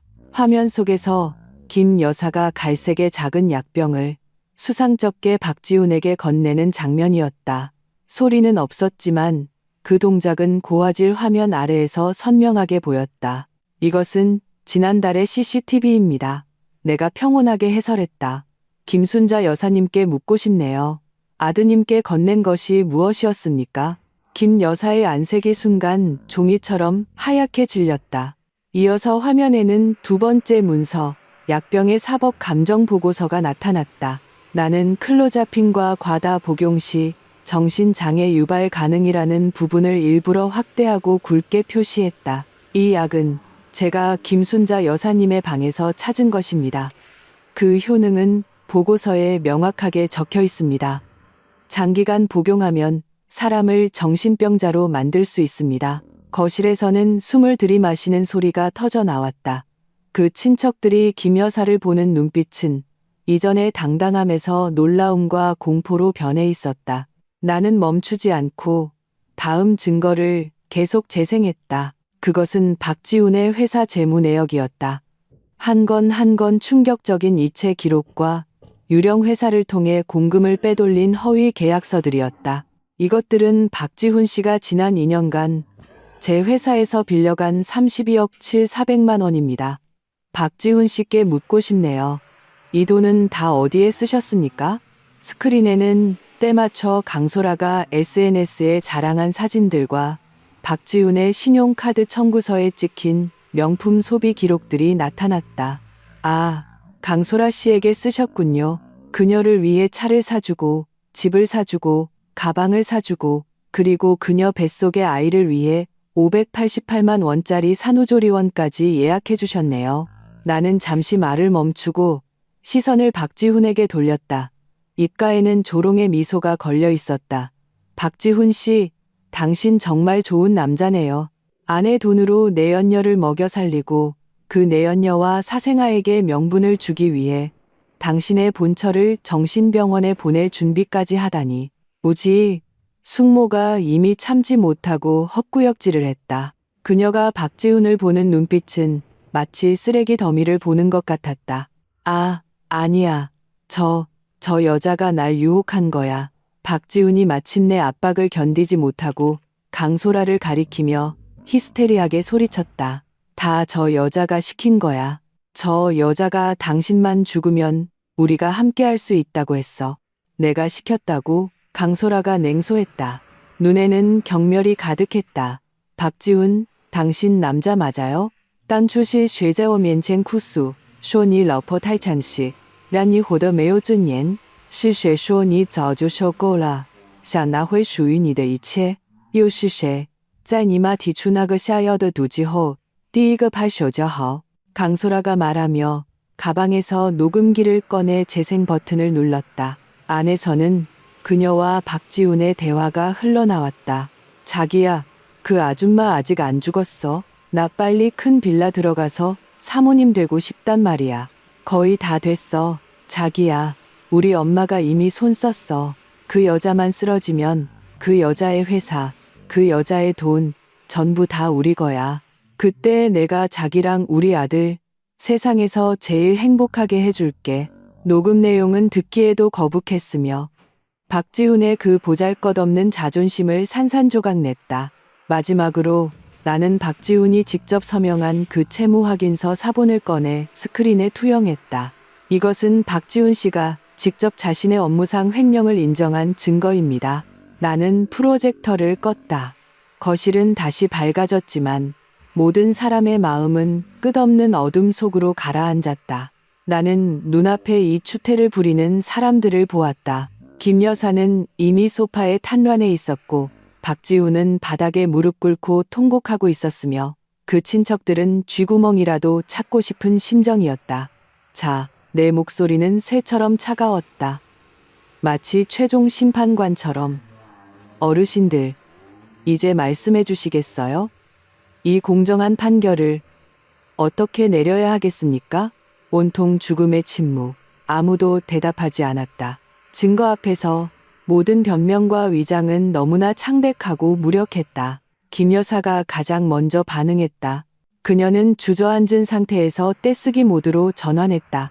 그녀는 바닥에 주저앉아 허벅지를 치며 통곡하기 시작했다. 내가 널 해치려던 게 아니야. 그냥 좀 말을 잘 듣게 하려고 했을 뿐이야. 내 아들이 이 집을 위해 얼마나 헌신했는데 왜 모든 게 다 네 명의로 되어 있어? 난 그냥 내 아들을 위해 좀 되찾아오고 싶었을 뿐이야. 내가 뭘 잘못했는데.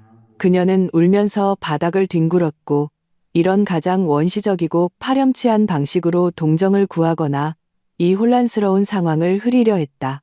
박씨 집안의 그 친척들은 서로 얼굴만 쳐다볼 뿐 얼굴에는 당혹감과 경멸이 가득했다. 그들도 자신들이 항상 존경해온 형수님이 이런 모습일 줄은 상상도 못했을 것이다. 반면 박지훈은 다른 길을 선택했다. 애원. 그는 무릎으로 기어 내 발밑으로 와서 내 다리를 붙잡고 콧물 눈물을 흘리며 울부짖었다. 윤정아, 내가 잘못했어. 정말 잘못했어. 내가 다 귀신에 씌었었나 봐. 다 저 강소라라는 천한 것 때문이야. 저 여자가 계속 내 귓가에 바람을 넣었어. 내가 날 무시한다고, 내가 개처럼 산다고, 내가 한순간 어리석어서 잘못된 짓을 했어. 제발 한 번만 더 기회를 줘. 아린이를 봐서라도 제발 이번 한 번만 용서해줘. 그는 모든 책임을 강소라와 자신의 어머니에게 떠넘기고 자신을 유혹에 넘어간 무고한 피해자로 만들었다. 나는 고개를 숙여 그의 눈물, 콧물, 범벅이 된 얼굴을 보았다. 마음속에는 아무런 파동도 없었고 오직 역겨움만 느껴졌다. 이것이 내가 10년 동안 사랑한 남자였다. 책임감도 없고 최소한의 양심도 없는 겁쟁이. 나는 발을 들어 가차없이 그의 손을 걷어찼다. 박지훈, 그 값싼 눈물 집어치워. 내가 나한테 빌 때 만약 아린이가 아니었다면 내가 지금쯤 정신병원에 누워 생지옥 같은 날들을 보내고 있을 거라는 생각은 해봤어? 내 목소리에는 온기가 조금도 없었다. 너는 딸의 신뢰를 이용해서 그 아이의 엄마를 해쳤어. 너는 아버지 될 자격도 없어. 내 말은 비수처럼 그의 마지막 위장을 꿰뚫었다. 바로 그때 탁자 위에 놓인 내 휴대폰이 울렸다. 나는 다가가 발신자를 확인하고 스피커폰으로 통화 버튼을 눌렀다. 전화기 저편에서 임나영의 단호한 목소리가 들려왔다. 윤정아, 다 준비됐어? 응, 됐어. 내가 담담하게 대답했다. 내 말이 떨어지자마자 빌라의 초인종이 다시 울렸다. 이번에는 딩동 한 번이 아니라 급하고 힘찬 노크 소리와 함께 위험 있는 목소리가 들려왔다. 문 여세요. 경찰입니다. 중대한 형사 사건이 발생했다는 신고를 받고 출동했습니다. 거실에 있던 모든 사람, 나와 강소라를 제외하고 안색이 순간 새하얗게 질렸다. 박지훈과 김 여사는 더욱 겁에 질려 넋이 나갔다. 그들은 내가 단지 이혼 협상에서 우위를 점하려는 줄 알았지 내가 직접 경찰에 신고할 줄은 꿈에도 몰랐던 것이다. 가사도우미가 떨리는 손으로 문을 열자 제복을 입은 몇 명의 경찰관이 큰 걸음으로 들어왔다. 선두에 선 사람은 그날 병원에서 만났던 장 형사였다. 장 형사는 거실의 혼란스러운 광경을 둘러보고 시선이 최종적으로 내게 멈췄다. 서윤정 씨, 누군가 당신에게 고의로 독을 투여하고 거액의 업무상 횡령 혐의가 있다는 신고를 하셨죠? 증거는 확실합니까? 네, 형사님. 나는 고개를 끄덕이고 손에 든 태블릿 PC와 그 증거가 가득 담긴 서류 봉투를 건넸다. 모든 증거는 여기에 있습니다. 인적 증거, 물적 증거, 그리고 용의자가 직접 서명한 자백서까지 포함해서요. 장 형사는 증거를 받아들고 빠르게 훑어보았다. 그의 안색은 점점 더 심각해졌다. 그는 고개를 들어 번개 같은 시선으로 바닥에 주저앉아 있는 박지훈과 김 여사를 쏘아보았다. 박지훈, 김순자. 당신들은 상해미수죄, 업무상 횡령죄 혐의를 받고 있습니다. 지금 즉시 경찰서로 가서 조사에 협조해 주시기 바랍니다. 두 명의 젊은 경찰관이 앞으로 나와 차가운 수갑을 박지훈과 김 여사의 손목에 채웠다. 안 돼. 난 안 가. 내가 안 그랬어. 김 여사가 미친 듯이 발버둥치며 돼지 멱다는 소리를 냈다. 윤정아, 제발 날 용서해줘. 나한테 이러면 안 돼. 박지훈도 무너졌다. 그는 울부짖으며 마치 상갓집 개처럼 보였다. 그리고 이전에 위풍당당하던 그 친척들은 지금은 구석에 웅크리고 불똥이 튈까봐 숨도 제대로 못 쉬고 있었다. 나는 이 막장 드라마를 차갑게 바라보았다. 그들이 경찰에게 끌려 한 걸음 한 걸음 문으로 그들이 마땅히 받아야 할 결말로 향하는 것을 보았다. 내 곁을 지나갈 때 박지훈은 갑자기 극도의 원망이 담긴 눈으로 나를 쏘아보며 이를 악물고 말했다. 서윤정, 너 정말 독하다. 나는 웃었다. 구름처럼 가볍고 바람처럼 부드럽게 웃었다. 나는 그의 앞으로 다가가 그의 눈을 똑바로 쳐다보며 우리 둘만 들을 수 있는 목소리로 말했다. 내가 독하지 않았다면 지금 지옥에 누워있는 건 나와 내 딸이었을 거야. 박지훈, 이건 다 네가 자초한 일이야. 경찰차가 사이렌을 울리며 떠나갔다. 이 집의 모든 더러움과 죄악을 싣고 거실은 마침내 조용해졌다. 햇살이 통유리창을 통해 들어와 공기 중에 먼지까지 선명하게 비추었다. 나는 길게 숨을 내쉬었다. 모든 것이 끝났다. 에필로그. 사건의 재판은 내가 생각했던 것보다 훨씬 빨리 진행되었다. 산더미 같은 철증 앞에서 박지훈과 김 여사의 어떤 변명도 창백하고 무력했다. 특히 박지훈이 직접 서명한 채무 확인서와 강소라가 5점 증인으로 제공한 녹음 파일은 그들의 심리적 방어선을 완전히 무너뜨렸다. 감형을 받기 위해 모자는 구치소에서부터 미친 듯이 서로에게 책임을 떠넘기기 시작했다. 김 여사는 약을 넣자는 아이디어는 박지훈이 낸 것이고 자신은 아들의 효심에 묶인 불쌍한 어머니일 뿐이라고 주장했다. 박지훈은 자신이 어머니와 내연녀에게 속았으며 처음부터 끝까지 단지 나를 겁주려 했을 뿐 일이 이렇게까지 커질 줄은 몰랐다고 말했다. 이 개싸움 같은 막장 드라마는 구치소 전체의 웃음거리가 되었다. 마침내 법원의 판결이 내려졌다. 박지훈은 상해미수죄, 업무상 횡령죄로 경합범 가중처벌을 받아 징역 15년을 선고받았다. 그가 횡령한 회사 자금 30여억 원도 전액 배상하라는 명령이 내려졌다. 김 여사는 상해미수죄로 주범으로 인정되어 징역 10년을 선고받았다. 그리고 강소라는 중대한 입공 표현이 있었고 일부 범죄 수익 포르쉐 차량과 일부 명품이 매각됨을 자발적으로 반환한 점이 참작되어 징역 3년에 집행유예 4년을 선고받았다. 그녀의 뱃속 아이는 그녀에게 부적과 같았지만 법 앞에서는 결국 그녀를 완전히 무죄로 만들지 못했다. 선고가 있던 날 나는 법정에 가지 않았다. 나에게 그들의 결말은 이미 정해져 있었다. 내 대리인인 임나영이 법정의 상황을 전해주었다. 판사가 판결문을 낭독할 때 김 여사는 법정에서 혼절했고 박지훈은 영혼이 빠져나간 목각 인형처럼 무표정한 얼굴에 텅 빈 눈빛이었다고 했다. 한때 의기양양했던 캠퍼스의 수재, 내가 청춘을 바쳐 사랑했던 그 남자는 결국 자신의 탐욕과 어리석음 속에서 직접 자신의 인생을 묻어버렸다. 박씨 집안의 그 친척들은 판결 결과를 듣고 마치 전염병을 피하듯 우리 집안과 선을 그었다. 더 이상 아무도 안부 전화를 하지 않았고 아무도 피는 물보다 진하다는 말을 꺼내지 않았다. 세상은 마침내 조용해졌다. 내가 가장 먼저 한 일은 억압과 악몽으로 가득했던 그 빌라를 매물로 내놓는 것이었다. 나는 그곳에서 단 1분도 더 머물고 싶지 않았다.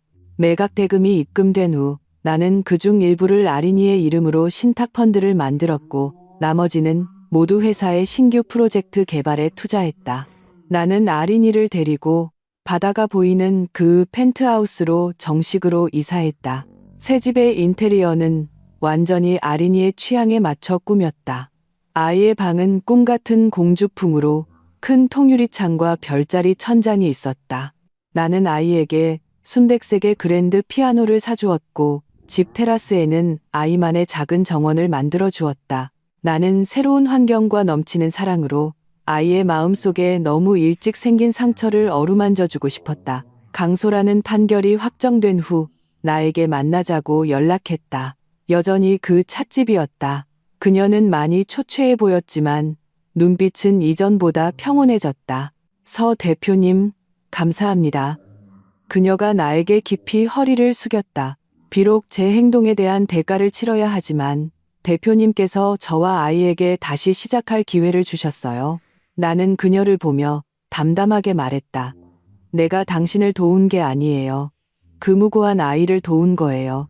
그 아이는 증오 없는 미래를 선택할 권리가 있어요. 당신의 길은 당신이 선택한 것이니 앞으로 어떻게 살아갈지는 스스로 잘 생각하세요. 그녀는 이 도시를 떠나 고향으로 돌아가 아이를 낳아 잘 키울 것이라고 했다. 나는 더 이상 아무 말도 하지 않고 그저 고개를 끄덕였다. 우리 사이에는 더 이상 아무런 관계도 없었다. 독이 든 우유 한 잔으로 시작된 이 전쟁은 이로써 완전히 막을 내렸다. 모든 악은 처벌을 받았고 모든 상처는 제자리를 찾았다. 나는 이겼다. 하지만 텅 빈 새 집에 서서 창밖에 끝없는 바다를 바라보며 나는 조금의 승리감도 느끼지 못했다. 내 마음은 이 집처럼 텅 비어 있었다. 나는 알았다. 진정한 전쟁은 이제 막 시작되었다는 것을. 그 전쟁은 나와 나 자신의 화해, 나와 아린이의 마음을 재건하는 것이었다. 그리고 이 전쟁은 박지훈 그들을 상대하는 것보다 훨씬 더 힘든 것이었다. 삶은 그 썩어버린 부분들을 도려낸 후 느리지만 단호한 리듬으로 새로운 장을 시작했다. 내가 가장 먼저 한 일은 내 업무 스타일을 조정하는 것이었다. 나는 회사의 일상적인 운영 관리를 내가 가장 신뢰하는 부사장에게 전적으로 위임하고 나 자신은 대부분의 시간과 에너지를 아린이를 돌보는 데 썼다. 나는 아린이를 위해 시내에서 가장 좋은 아동심리 상담사를 구했다. 아주 온화하고 친절한 분이었다. 매주 한 번씩 진행되는 모래놀이 치료와 그림 치료는 아린이의 필수 과목이 되었다. 처음에 아린이의 모래상자 세상은 어둡고 억압적이었다. 아이는 집을 상징하는 모형을 모래 가장 깊은 곳에 묻고 울타리로 겹겹이 둘러쌌다. 아이의 부다래에서 아빠와 할머니는 항상 얼굴이 없는 흐릿한 검은색 인형이었다. 심리상담사는 이것이 트라우마 후 스트레스 반응이라고 했다. 아린이가 자신을 보호하기 위해 폐쇄와 격리의 방식을 사용하고 있다는 것이었다. 아이의 내면의 공포와 불안은 겉으로 보이는 것보다 훨씬 깊었다. 내 마음이 바늘로 찔리는 듯 아팠다. 나는 나의 모든 인내와 사랑으로 아이의 마음속 얼음산을 천천히 녹이기 시작했다. 나는 아이와 함께 피아노 레슨에 다녔다. 아이의 작은 손이 흑백 건반 위에서 첫 번째 완전한 음표를 연주했을 때 나는 수십억 원짜리 계약을 성사시켰을 때보다 더 기뻤다. 나는 아이와 함께 테라스의 작은 정원을 가꾸었다. 우리는 함께 흙을 파고 씨앗을 심고 물을 주었다. 첫 번째 씨앗이 싹을 틔웠을 때 아린이의 얼굴에는 오랜만에 진심에서 우러나온 미소가 번졌다. 나는 아이를 데리고 여행을 떠났다. 우리는 제주도에 가서 푸른 바다를 보고 부산 해운대 해변에서 파도를 쫓았다. 우리는 심지어 뉴질랜드에 가서 테카포 호수의 별빛 아래에서 찬란한 은하수를 보았다. 나는 카메라로 아이의 모든 행복한 순간을 기록했다. 나는 아이에게 세상은 크고 아름다우며 선의와 햇살로 가득 차 있다고 말했다.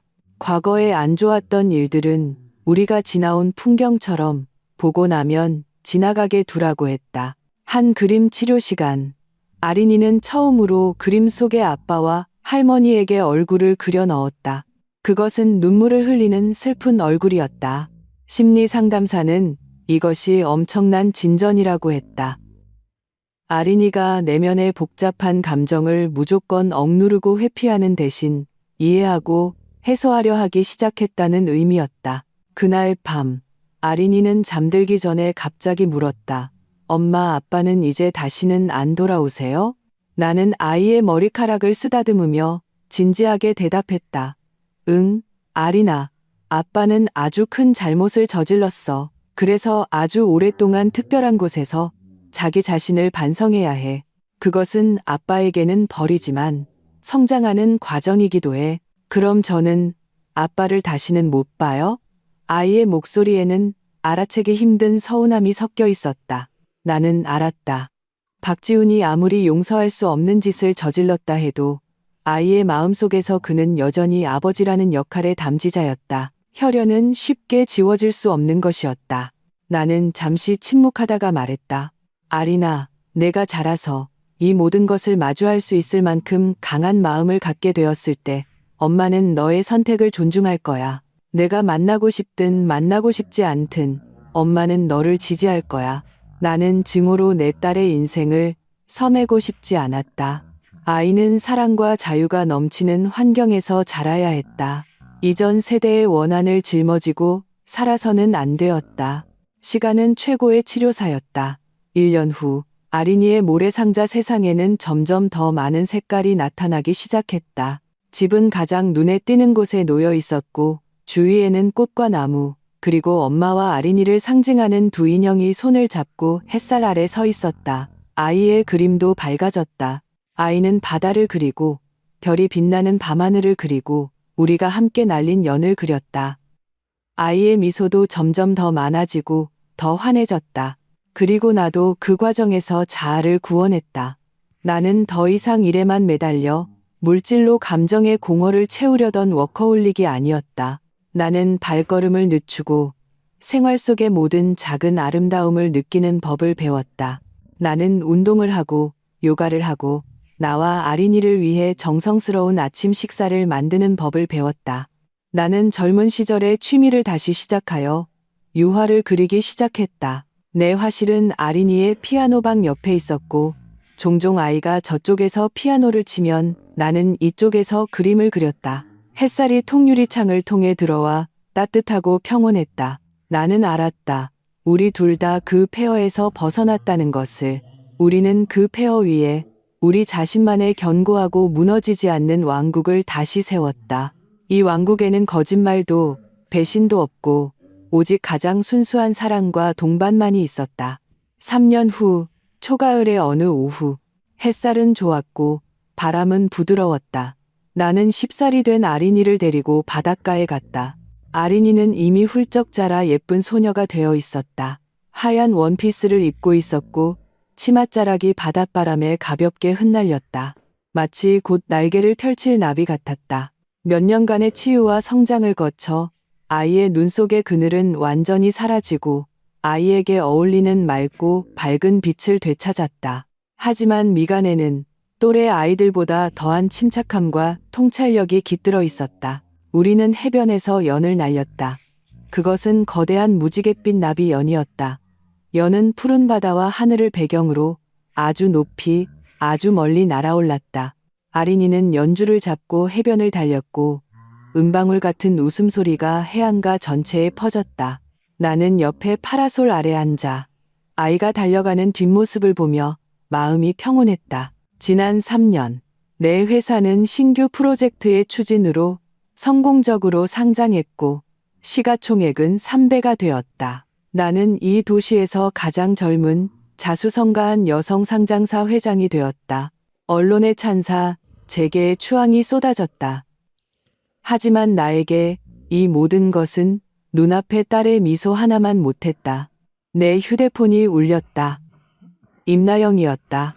서 대표님, 뭐하고 계세요? 전화기 저편에서 그녀의 장난기 섞인 목소리가 들려왔다. 우리 작은 대표님이랑 연 날리고 있죠. 내가 웃으며 대답했다. 할 말이 있어서요. 임나영의 목소리가 조금 진지해졌다.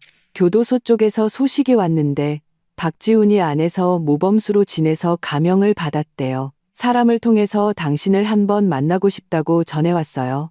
내 미소가 약간 굳었다. 박지훈. 그 이름은 내 삶에서 사라진 지 오래였다. 그는 마치 상자 밑바닥에 봉인된 낡은 물건 같아서 나는 그의 존재를 거의 잊고 있었다. 안 만나. 나는 거의 망설임 없이 대답했다. 그럴 줄 알았어요. 임나영이 저쪽에서 웃었다. 이미 거절해뒀어요. 아, 그리고 가십 하나 더. 김순자는 재작년에 옥중에서 뇌출혈로 쓰러져서 이미 죽었대요. 박씨 집안 친척들. 아무도 시신 수습하러 안 갔다고 하더라고요. 나는 들으며 마음속에 아무런 파동도 없었다. 한때 나를 치를 떨게 했던 그 여자는 이제 나에게 아무 상관없는 낯선 사람일 뿐이었다. 알았어요. 내가 평온하게 말했다. 정말 다 내려놓은 거예요? 임나영이 조심스럽게 물었다. 나는 고개를 들어 멀리 점점 더 높이 날아가는 나비연을 보았다. 그것은 광활한 하늘에서 자유롭게 날고 있었다. 나영아, 내가 말했다. 누군가를 미워하는 건 너무 힘든 일이야. 마치 손에 뜨거운 숯을 쥐고 있는 것 같아서 결국 화상을 입는 건 자기 자신이야. 나는 지금 내 손의 힘을 내 딸의 손을 꽉 잡는데 다 쓰고 싶어. 내려놓는 건 용서가 아니야. 나 자신을 놓아주는 거야. 전화를 끊자 아린이가 달려왔다. 작은 얼굴은 발그레했고 이마에는 가는 땀방울이 맺혀 있었다. 엄마, 연이 엄청 높이 날아요. 아이가 흥분해서 내 품에 뛰어들었다. 그러게 나는 아이를 안고 땀을 닦아주며 하늘의 연을 가리켰다. 아린아, 봐. 우리가 손에 쥔 줄을 놓아주면 저 연은 더 높이, 더 멀리 날아갈 수 있어. 자기가 가고 싶은 어디든 갈 수 있지. 아린이는 이해하는 듯 마는 듯 고개를 끄덕였다. 나는 아이의 손을 잡고 해안선을 따라 천천히 걸었다. 황금빛 석양이 우리 모녀의 그림자를 아주 길게 늘어뜨렸다. 엄마, 우리 집에 가요. 아린이가 고개를 들어 나에게 웃었다. 그래, 우리 집에 가자. 나는 아이의 손을 꽉 잡았다. 마음속은 전에 없이 든든하고 따뜻했다. 그 독이 든 우유는 한때 내 인생의 종착점이었지만 아이러니하게도 우리 모녀의 새로운 삶의 시작점이 되었다. 그것은 나에게 인간성의 심연을 보게 했고 또한 눈앞의 아름다움을 소중히 여기는 법을 알게 했다. 앞으로의 길은 아직 길다. 하지만 이번에는 나는 더 이상 혼자가 아니다.